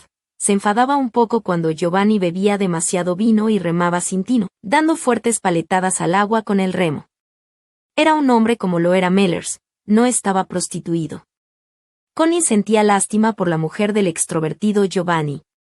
Pero la mujer de Daniele debía ser una de esas dulces mujeres del pueblo de Venecia que aún se ven, modestas y semejantes a las flores, en los barrios periféricos de aquel laberinto de ciudad. Y qué triste que primero prostituya el hombre a la mujer y luego la mujer prostituya al hombre. Giovanni se moría de ganas de prostituirse, babeaba como un perro, quería entregarse a una mujer. Y por dinero. Connie observaba Venecia en la distancia, emergiendo baja y de color rosa sobre el agua. Construida sobre el dinero, florecida con dinero y muerta de dinero. El dinero de la muerte. Dinero. Dinero, dinero, prostitución y muerte. Pero Daniele era todavía un hombre capaz de atenerse a la libre fidelidad de un hombre. No llevaba la blusa de gondolero, sino solo un jersey azul de punto. Era un tanto salvaje, brusco de modales y orgulloso. Era un asalariado de la vileza de Giovanni, que a su vez era asalariado de 2 mujeres. Así son las cosas. Cuando Jesús rechazó las riquezas que le ofrecía el demonio, dejó al demonio como a un banquero judío, dueño de toda la situación. Connie volvía a casa en una especie de estupor por efecto de la luz deslumbrante de la laguna, para encontrarse con alguna carta de Inglaterra. Clifford escribía regularmente. Sus cartas eran excelentes, podrían haberse publicado todas en un libro. Y por aquella razón a Connie no le parecían muy interesantes. Vivía en el estupor producido por la luz de la laguna, la salitrosidad ondulante del agua, el espacio, el vacío, la nada, pero con salud, salud, el profundo estupor de la salud. Era reconfortante y ella se dejaba mecer por aquel sentimiento, despreocupada de todo. Y además estaba embarazada. Ahora lo sabía. Y así el estupor del sol, la laguna, la sal, los baños de mar, estar tumbada sobre las piedras y dejarse llevar por la góndola, se añadía ahora el embarazo en su interior, otra forma de salud plena que la llenaba de satisfacción y la atontaba. Había estado 15 días en Venecia y se quedaría otros 10 o 15 días. La luz del sol borraba toda noción del tiempo, y la plenitud de su salud física hacía más completo el dulce olvido. Vivía en esa especie de atontamiento producido por el bienestar.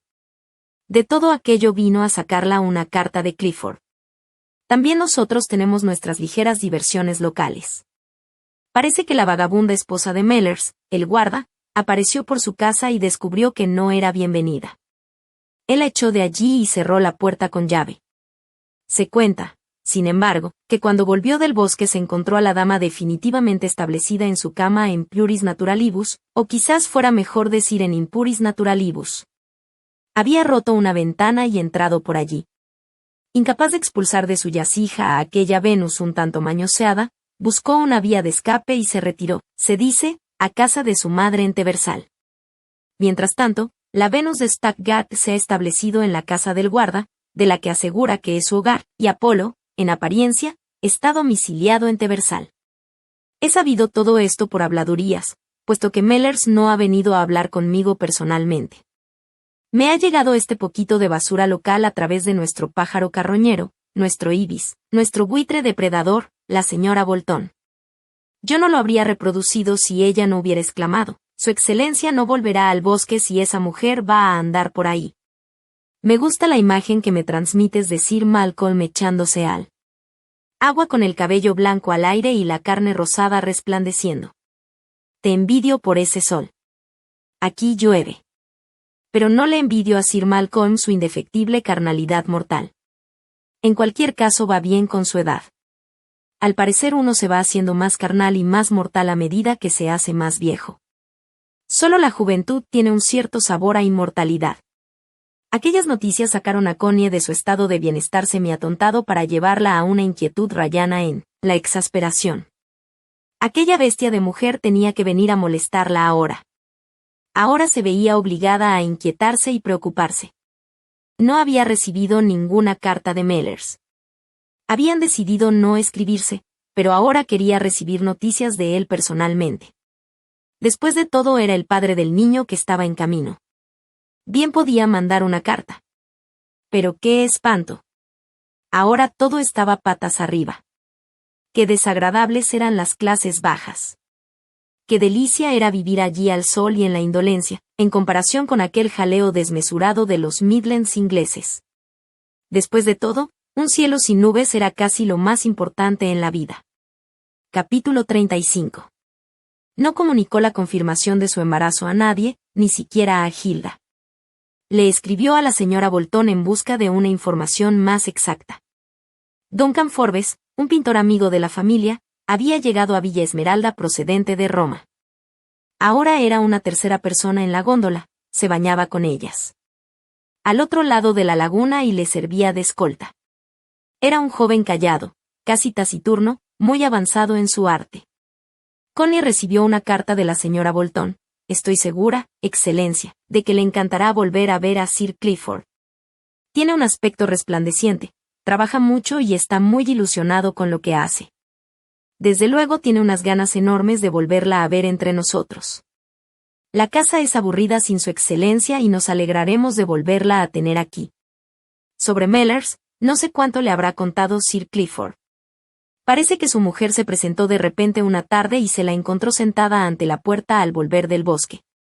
Ella dijo que había vuelto con él y que quería que volvieran a vivir juntos, y que ella era su esposa legal y que no había por qué llegar al divorcio. Pero él no quería saber nada de ella y no quiso dejarla entrar, ni siquiera entró él, se volvió al bosque sin abrir siquiera la puerta. Pero cuando volvió después de oscurecido, descubrió que habían forzado la casa, de modo que subió a ver qué había hecho ella, y se la encontró en la cama sin nada encima. Él le ofreció dinero, pero ella contestó que era su mujer y tenía que aceptar que volviera. Debieron tener una buena escena. Su madre me lo contó, está indignada. Bien, él le dijo que prefería morirse antes que volver a vivir con ella, así que cogió sus cosas y se fue a vivir con su madre en Teversal. Pasó allí la noche y fue al día siguiente al bosque pasando por el parque, sin acercarse para nada a la casa. Parece que aquel día no vio a su mujer. Pero al día siguiente ella estuvo en casa de su hermano Dan en Beckgarle, jurando y perjurando, diciendo que ella era su mujer legal y que él había tenido mujeres en casa, porque se había encontrado un frasco de perfume en un cajón y filtros de cigarrillo dorados entre las cenizas y no sé qué otras cosas. Parece que además el cartero, Fred Kirk, dice que oyó a alguien hablando en el dormitorio del señor Mellers una mañana temprano y que un coche había estado en el camino. Mellers se quedó a vivir con su madre e iba al bosque por el parque y parece que ella siguió en su casa. La gente no hacía más que comentar. Así que al final Mellers y Tom Phillips fueron un día a la casa del guarda y se llevaron la mayor parte de los muebles y la ropa de cama y quitaron el mango de la bomba del agua y ella se tuvo que ir. Pero en lugar de volverse a Stagsgate, fue a alojarse en casa de la señora Swan, en Beckgarle, porque la mujer de su hermano Dan no quiso admitirla en casa. Y empezó a ir de vez en cuando por casa de la vieja señora Mellers, tratando de casarlo, y empezó a jurar que él se había acostado con ella en la casa del guarda y se buscó un abogado para conseguir que le pagara una pensión. Ha engordado, es más vulgar que nunca y está fuerte como un toro. Anda por ahí diciendo las cosas más horribles sobre él, que tiene mujeres en casa y cómo se portaba con ella cuando estaban casados, las cosas bajas y sucias que le hacía y no sé cuántas cosas más. Estoy convencida de que es horroroso todo el mal que puede hacer una mujer cuando se pone a hablar. Por vulgar que sea ella, siempre habrá alguien que la crea, y la porquería no se olvida luego. Es asombroso como explica que el señor Mellers es uno de esos hombres sucios y bestiales con las mujeres. Y la gente está siempre dispuesta a creer todo lo que va en contra de alguien, especialmente las cosas de este tipo. Asegura que no le dejará en paz mientras viva. Aunque lo que yo digo es porque tiene tantas ganas de volver con él si se comportaba de una manera tan bestial. Aunque desde luego lo que pasa es que a ella le está llegando la edad del cambio, porque tiene más años que él. Y estas mujeres vulgares y violentas siempre pierden un poco el sentido cuando les viene el momento del cambio. Fue un golpe bajo para Connie. Se iba a ver salpicada sin ninguna duda por parte de la bajeza y la suciedad. Le irritaba que no se hubiera desembarazado a tiempo de Berta Kautz, incluso que hubiera llegado a casarse con ella. Quizás tuviera una cierta inclinación a la bajeza. Connie recordaba la última noche que había pasado con él y se estremecía. Había pasado por toda aquella sensualidad incluso con una mujer como Berta Kautz. Realmente era un tanto repugnante. Sería mejor librarse de él, desembarazarse de él por completo. Quizás era realmente vulgar, realmente bajo. Le parecía que todo aquel asunto era revulsivo, y casi envidiaba a las chicas de los Guthrie, con su pánfila inexperiencia y su tosca doncellez. Y ahora la atemorizaba el pensamiento de que alguien descubriera sus relaciones con el guarda. Sería indeciblemente humillante. Estaba cansada, asustada, y sentía un hambre enorme de respetabilidad, incluso de una respetabilidad vulgar y muerta como la de las chicas de los Guthrie. Qué terrible humillación si Clifford llegaba a descubrir su aventura amorosa. Estaba asustada, aterrorizada ante la sociedad y sus sucias agresiones. Casi deseaba poderse librar del niño y olvidarlo todo. En resumen, estaba completamente acobardada. En cuanto al frasco de perfume, había sido una tontería por su parte. No había podido renunciar a perfumar los pocos pañuelos y camisas que él tenía en el cajón, por instinto infantil, y había dejado un frasquito medio vacío de perfume de violetas, Coatiswood, entre sus cosas. Él quería recordarla por el perfume. En cuanto a los filtros de cigarrillo, eran de Hilda. No pudo evitar confiarse un poco a Duncan Forbes. No le contó que hubiera sido la amante del guarda, solo le dijo que le gustaba, y le contó a Forbes la historia del hombre. Oh, dijo Forbes, ya verás que no descansan hasta que hayan destrozado a ese hombre y acaben con él. Si es un hombre que se ha negado a entrar en la clase acomodada teniendo una oportunidad y si es un hombre de los que se levantan en defensa de su propio sexo, acabarán con él. Es la única cosa que no se permite, ser directo y abierto con respecto al sexo. Cada uno puede ser todo lo sucio que le venga en gana. De hecho, cuanta más suciedad se apile sobre el propio sexo, más les gusta. Pero si cree uno en su sexo y no está dispuesto a que caiga la mierda sobre él, acabarán con uno. Es el único tabú que queda, el sexo como algo natural y vital. Lo rechazan y te matarán antes de dejarte disfrutarlo. Ya lo verás, echarán a ese hombre a los perros. Y después de todo, ¿qué ha hecho? Si ha hecho el amor a su mujer por todos los lados, ¿es que no tenía derecho? Debería estar orgullosa de ello. Pero ya ves, incluso una puta vulgar como esa se vuelve contra él y utiliza el instinto de hiena de la multitud contra él, sexo para acabar con él. Hay que gimotear y arrepentirse o sentir que el sexo es un pecado antes de que nos permitan disfrutarlo. Oh, pobre diablo, echarán los perros contra él. Connie sintió entonces una revulsión en sentido opuesto. Después de todo, ¿qué había hecho él? ¿Qué había hecho con ella, Connie, excepto proporcionarle un placer exquisito y un sentido de la libertad y de la vida? Había abierto el camino a su flujo sexual afectuoso y natural. Y por aquello querían destrozarle. No, no, no podía permitirse. Vio su imagen, desnudo y blanco, con la cara y las manos morenas, mirando hacia abajo y hablando con su pene erecto como si se tratara de otro ser, con aquella extraña mueca parpadeante en su cara. Y volvió a oír su voz: tienes el culo de mujer más hermoso que existe. Y sintió su mano suave y cálida apretando su culo de nuevo, sus sitios secretos, como una bendición. Y aquel calor recomió su vientre, y las llamas diminutas temblaban en sus rodillas, y dijo: oh, no. No. No debo dar marcha atrás. No debo abandonarle. Tengo que aferrarme a él y a lo que me ha dado, pase lo que pase. Yo no tenía calor ni fuego en la vida hasta que él me los dio. Y no puedo dejarlo ahora.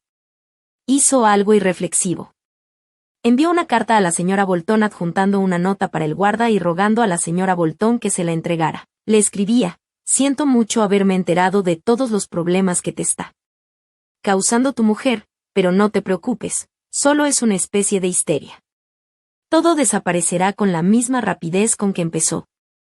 Pero lo siento enormemente y espero que no te preocupes mucho. Después de todo, no vale la pena. No es más que una mujer histérica que trata de hacerte daño. Estaré de vuelta en casa dentro de unos 10 días, y espero que todo irá bien. Algunos días más tarde llegó una carta de Clifford. Estaba evidentemente irritado. Estoy encantado de enterarme de que te dispones a dejar Venecia el día 16.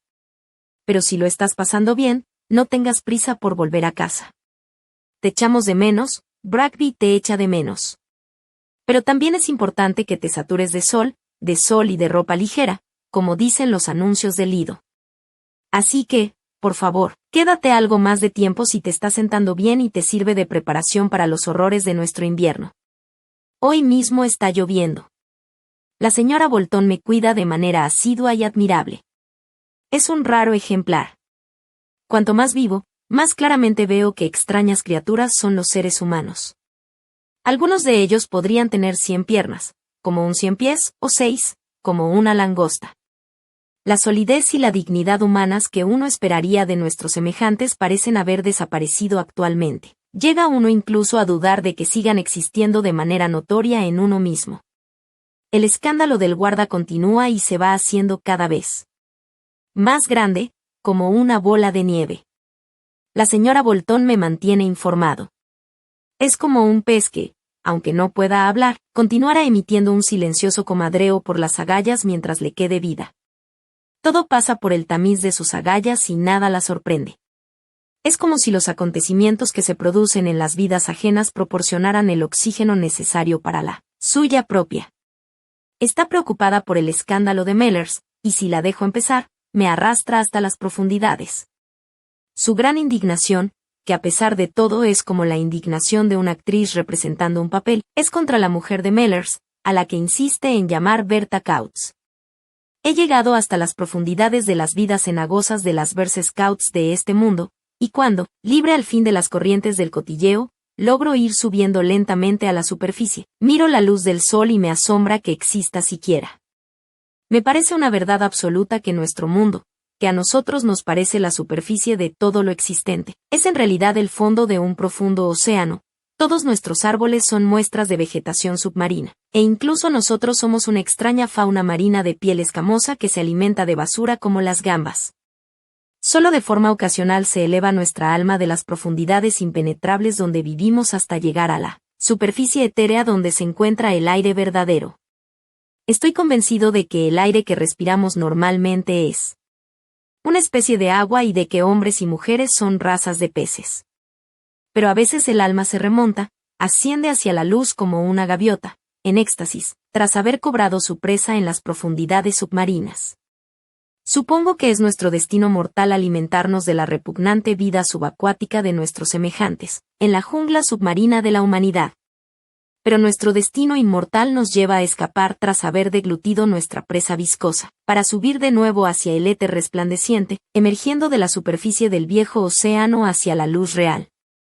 Es entonces cuando uno es consciente de su naturaleza eterna. Cuando oigo hablar a la señora Bolton siento como si estuviera buceando más y más abajo hasta llegar a las profundidades donde el pez de los secretos humanos nada y se agita. El apetito carnal le hace a uno lanzarse sobre un bocado de cebo, y luego arriba de nuevo, de lo denso a lo etéreo, de lo húmedo a lo seco. A ti puedo contarte todo el proceso. Pero ante la señora Bolton solo siento el descenso, la bajada horrible entre hierbas marinas y los monstruos macilentos de lo más profundo. Me temo que vamos a quedarnos sin nuestro guardabosque. El escándalo de la esposa fugitiva, en lugar de irse calmando, se amplía, adquiriendo dimensiones cada vez mayores. Se le acusa de todo lo indecible, y curiosamente, esa mujer se las ha arreglado para conseguir el apoyo de la mayoría de las mujeres de los mineros, esa horrible especie de tiburones, y el pueblo está podrido de chismorreos. He oído que esa tal Berta asedia a Mellers en casa de su madre, después de haber saqueado la casa del guarda y la choza. Un día se apoderó de su propia hija cuando esa esquirla del bloque femenino volvía de la escuela, pero la pequeña, en lugar de besar la mano amorosa de la madre, le pegó un bocado, y recibió, en consecuencia, una bofetada de la otra mano que la tiró patas arriba a la cuneta, de donde fue recogida por una abuela indignada y enfurecida. La mujer ha soltado una cantidad enorme de gases asfixiantes. Ha llegado a airear en detalle todos esos incidentes de su vida conyugal que suelen enterrar los matrimonios en el pozo más profundo del silencio marital. Y habiendo decidido sacarlos a la luz después de 10 años de enterramiento, dispone de una siniestra colección. Me he enterado de estos detalles por Linley y el médico, a este último parecen divertirle. Desde luego no se trata de nada del otro mundo. La humanidad ha sentido siempre una rara avidez por las posturas sexuales desacostumbradas, y si un hombre decide utilizar a su mujer, como dice Benvenuto Cellini, a la italiana, no es más que cuestión de gusto. Aunque nunca hubiera imaginado que nuestro guardabosque supiera tantos trucos. Sin duda fue Berta Kautz misma quien se los enseñó. En todo caso, se trata de sus trapos sucios personales y no. Es asunto de nadie más. De cualquier manera, todo el mundo anda con los oídos abiertos, yo mismo soy un ejemplo. Hace una docena de años, la decencia normal habría acallado el asunto. Pero la decencia normal ha dejado de existir, y las mujeres de los mineros se han alzado en armas y no hay quien las haga callar. Llegaría uno a pensar que todos los niños de Tebersal nacidos en los últimos 50 años han sido engendrados por la Inmaculada Concepción, y que todas nuestras mujeres, tan indignadas, resplandecen como Juanas de Arco. El hecho de que nuestro estimable guardabosque tenga un ribete de Arabella parece hacerle más monstruoso y más desalmado que un criminal como Crippen. Y sin embargo la gente de Tebersal no brilla por la virtud, a juzgar por todo lo que se cuenta de ellos. Lo malo, de todas formas, es que la execrable Berta Kautz no se ha conformado con sus propias experiencias y sufrimientos. Ha pregonado a pleno pulmón que su marido ha mantenido mujeres en la casa del guarda, y ha disparado un poco a ciegas al adivinar los nombres de esas mujeres. Esto ha hecho arrastrar algunos nombres respetables por el barro y el asunto parece haber ido demasiado lejos. Se ha levantado un requerimiento judicial contra la mujer. Dado que era imposible mantener a la mujer alejada del bosque, he tenido que entrevistarme con Mellers para hablar del asunto. Él sigue por ahí como de costumbre, con su aspecto de: yo no me meto con nadie, que nadie se meta conmigo. De todas formas, sospecho que se siente como un perro con una lata atada al rabo. Aunque disimula muy bien y finge que no existe la lata. Pero he oído decir que las mujeres del pueblo esconden a sus niños si le ven pasar, como si se tratara del Marqués de Sade en persona. Él hace frente a todo con un cierto descaro, pero me temo que lleva la lata bien atada al rabo y que interiormente repite, como don Rodrigo en el romance español: ya me pica, por do más pecado había. Le pregunté si creía que podía seguir atendiendo su trabajo en el bosque y me dijo que no le parecía que lo hubiera descuidado. Le dije que me parecía un incordio que la mujer anduviera dentro de la propiedad, y él contestó que no tenía poder para detenerla. Yo hice entonces una alusión al escándalo y a su desagradable desarrollo. Sí, dijo él.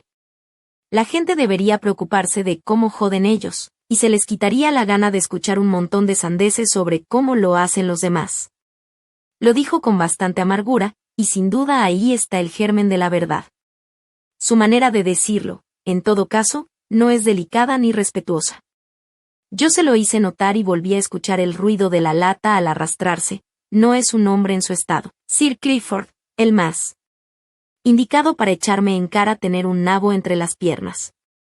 Estas cosas dichas por las buenas a unos y a otros no les sirven de ayuda, desde luego, y el rector, Finley, Burroughs y todo el mundo piensan que sería mejor que ese hombre se fuera.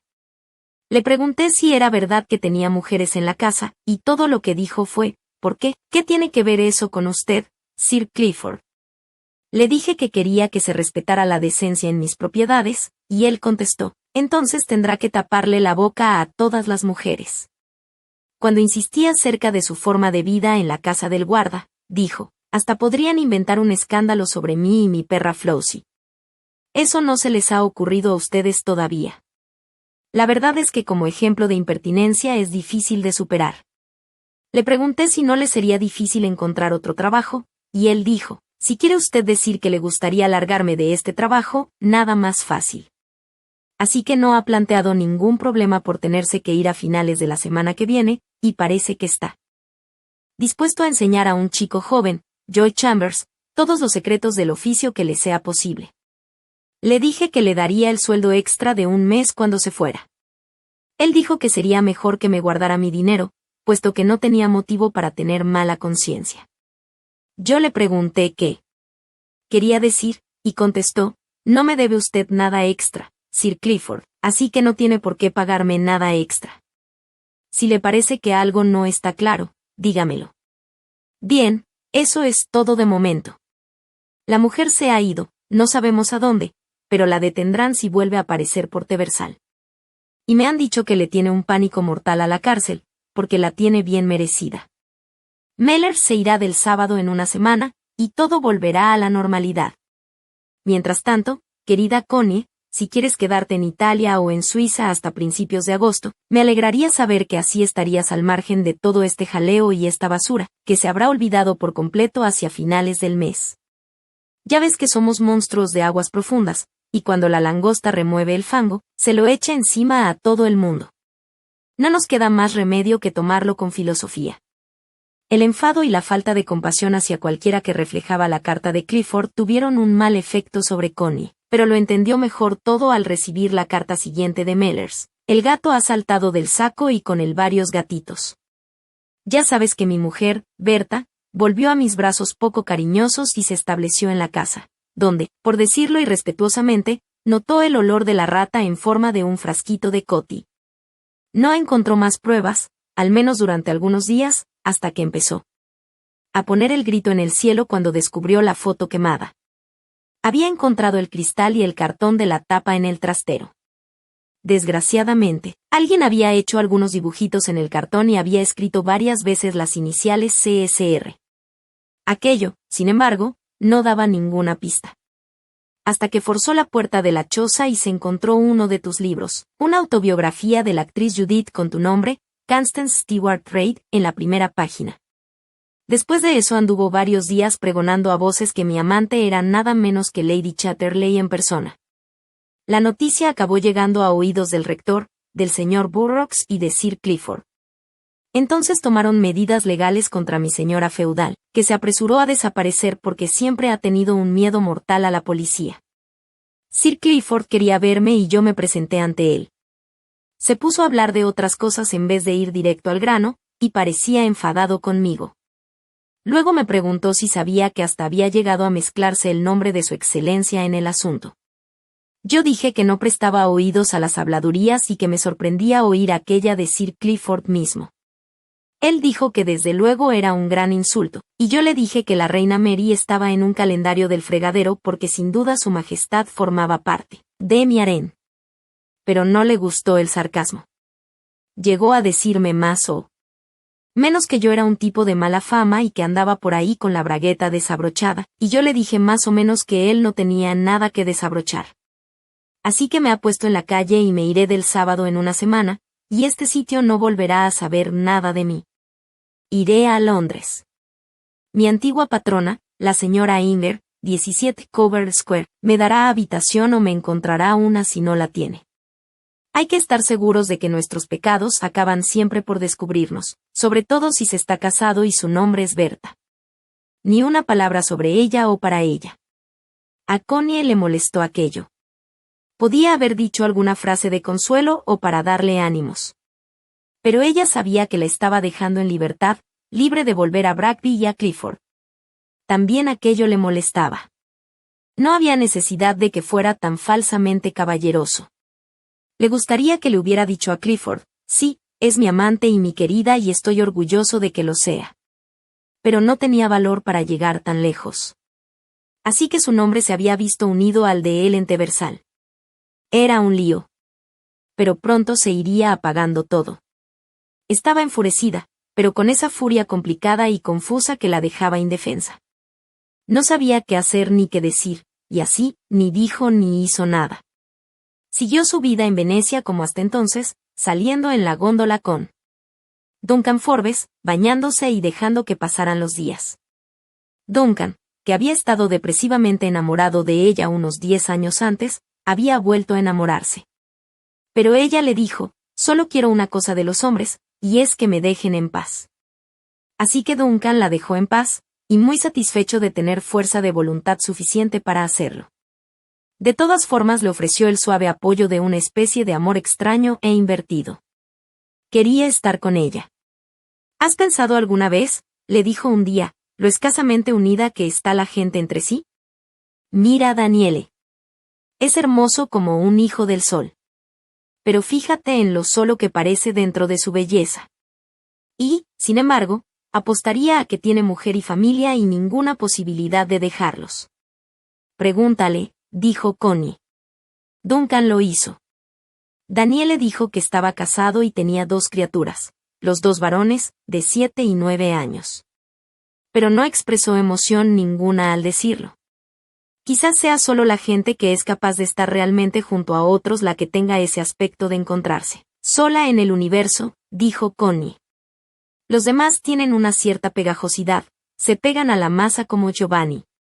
Y, pensó ella para sí, como tú, Duncan.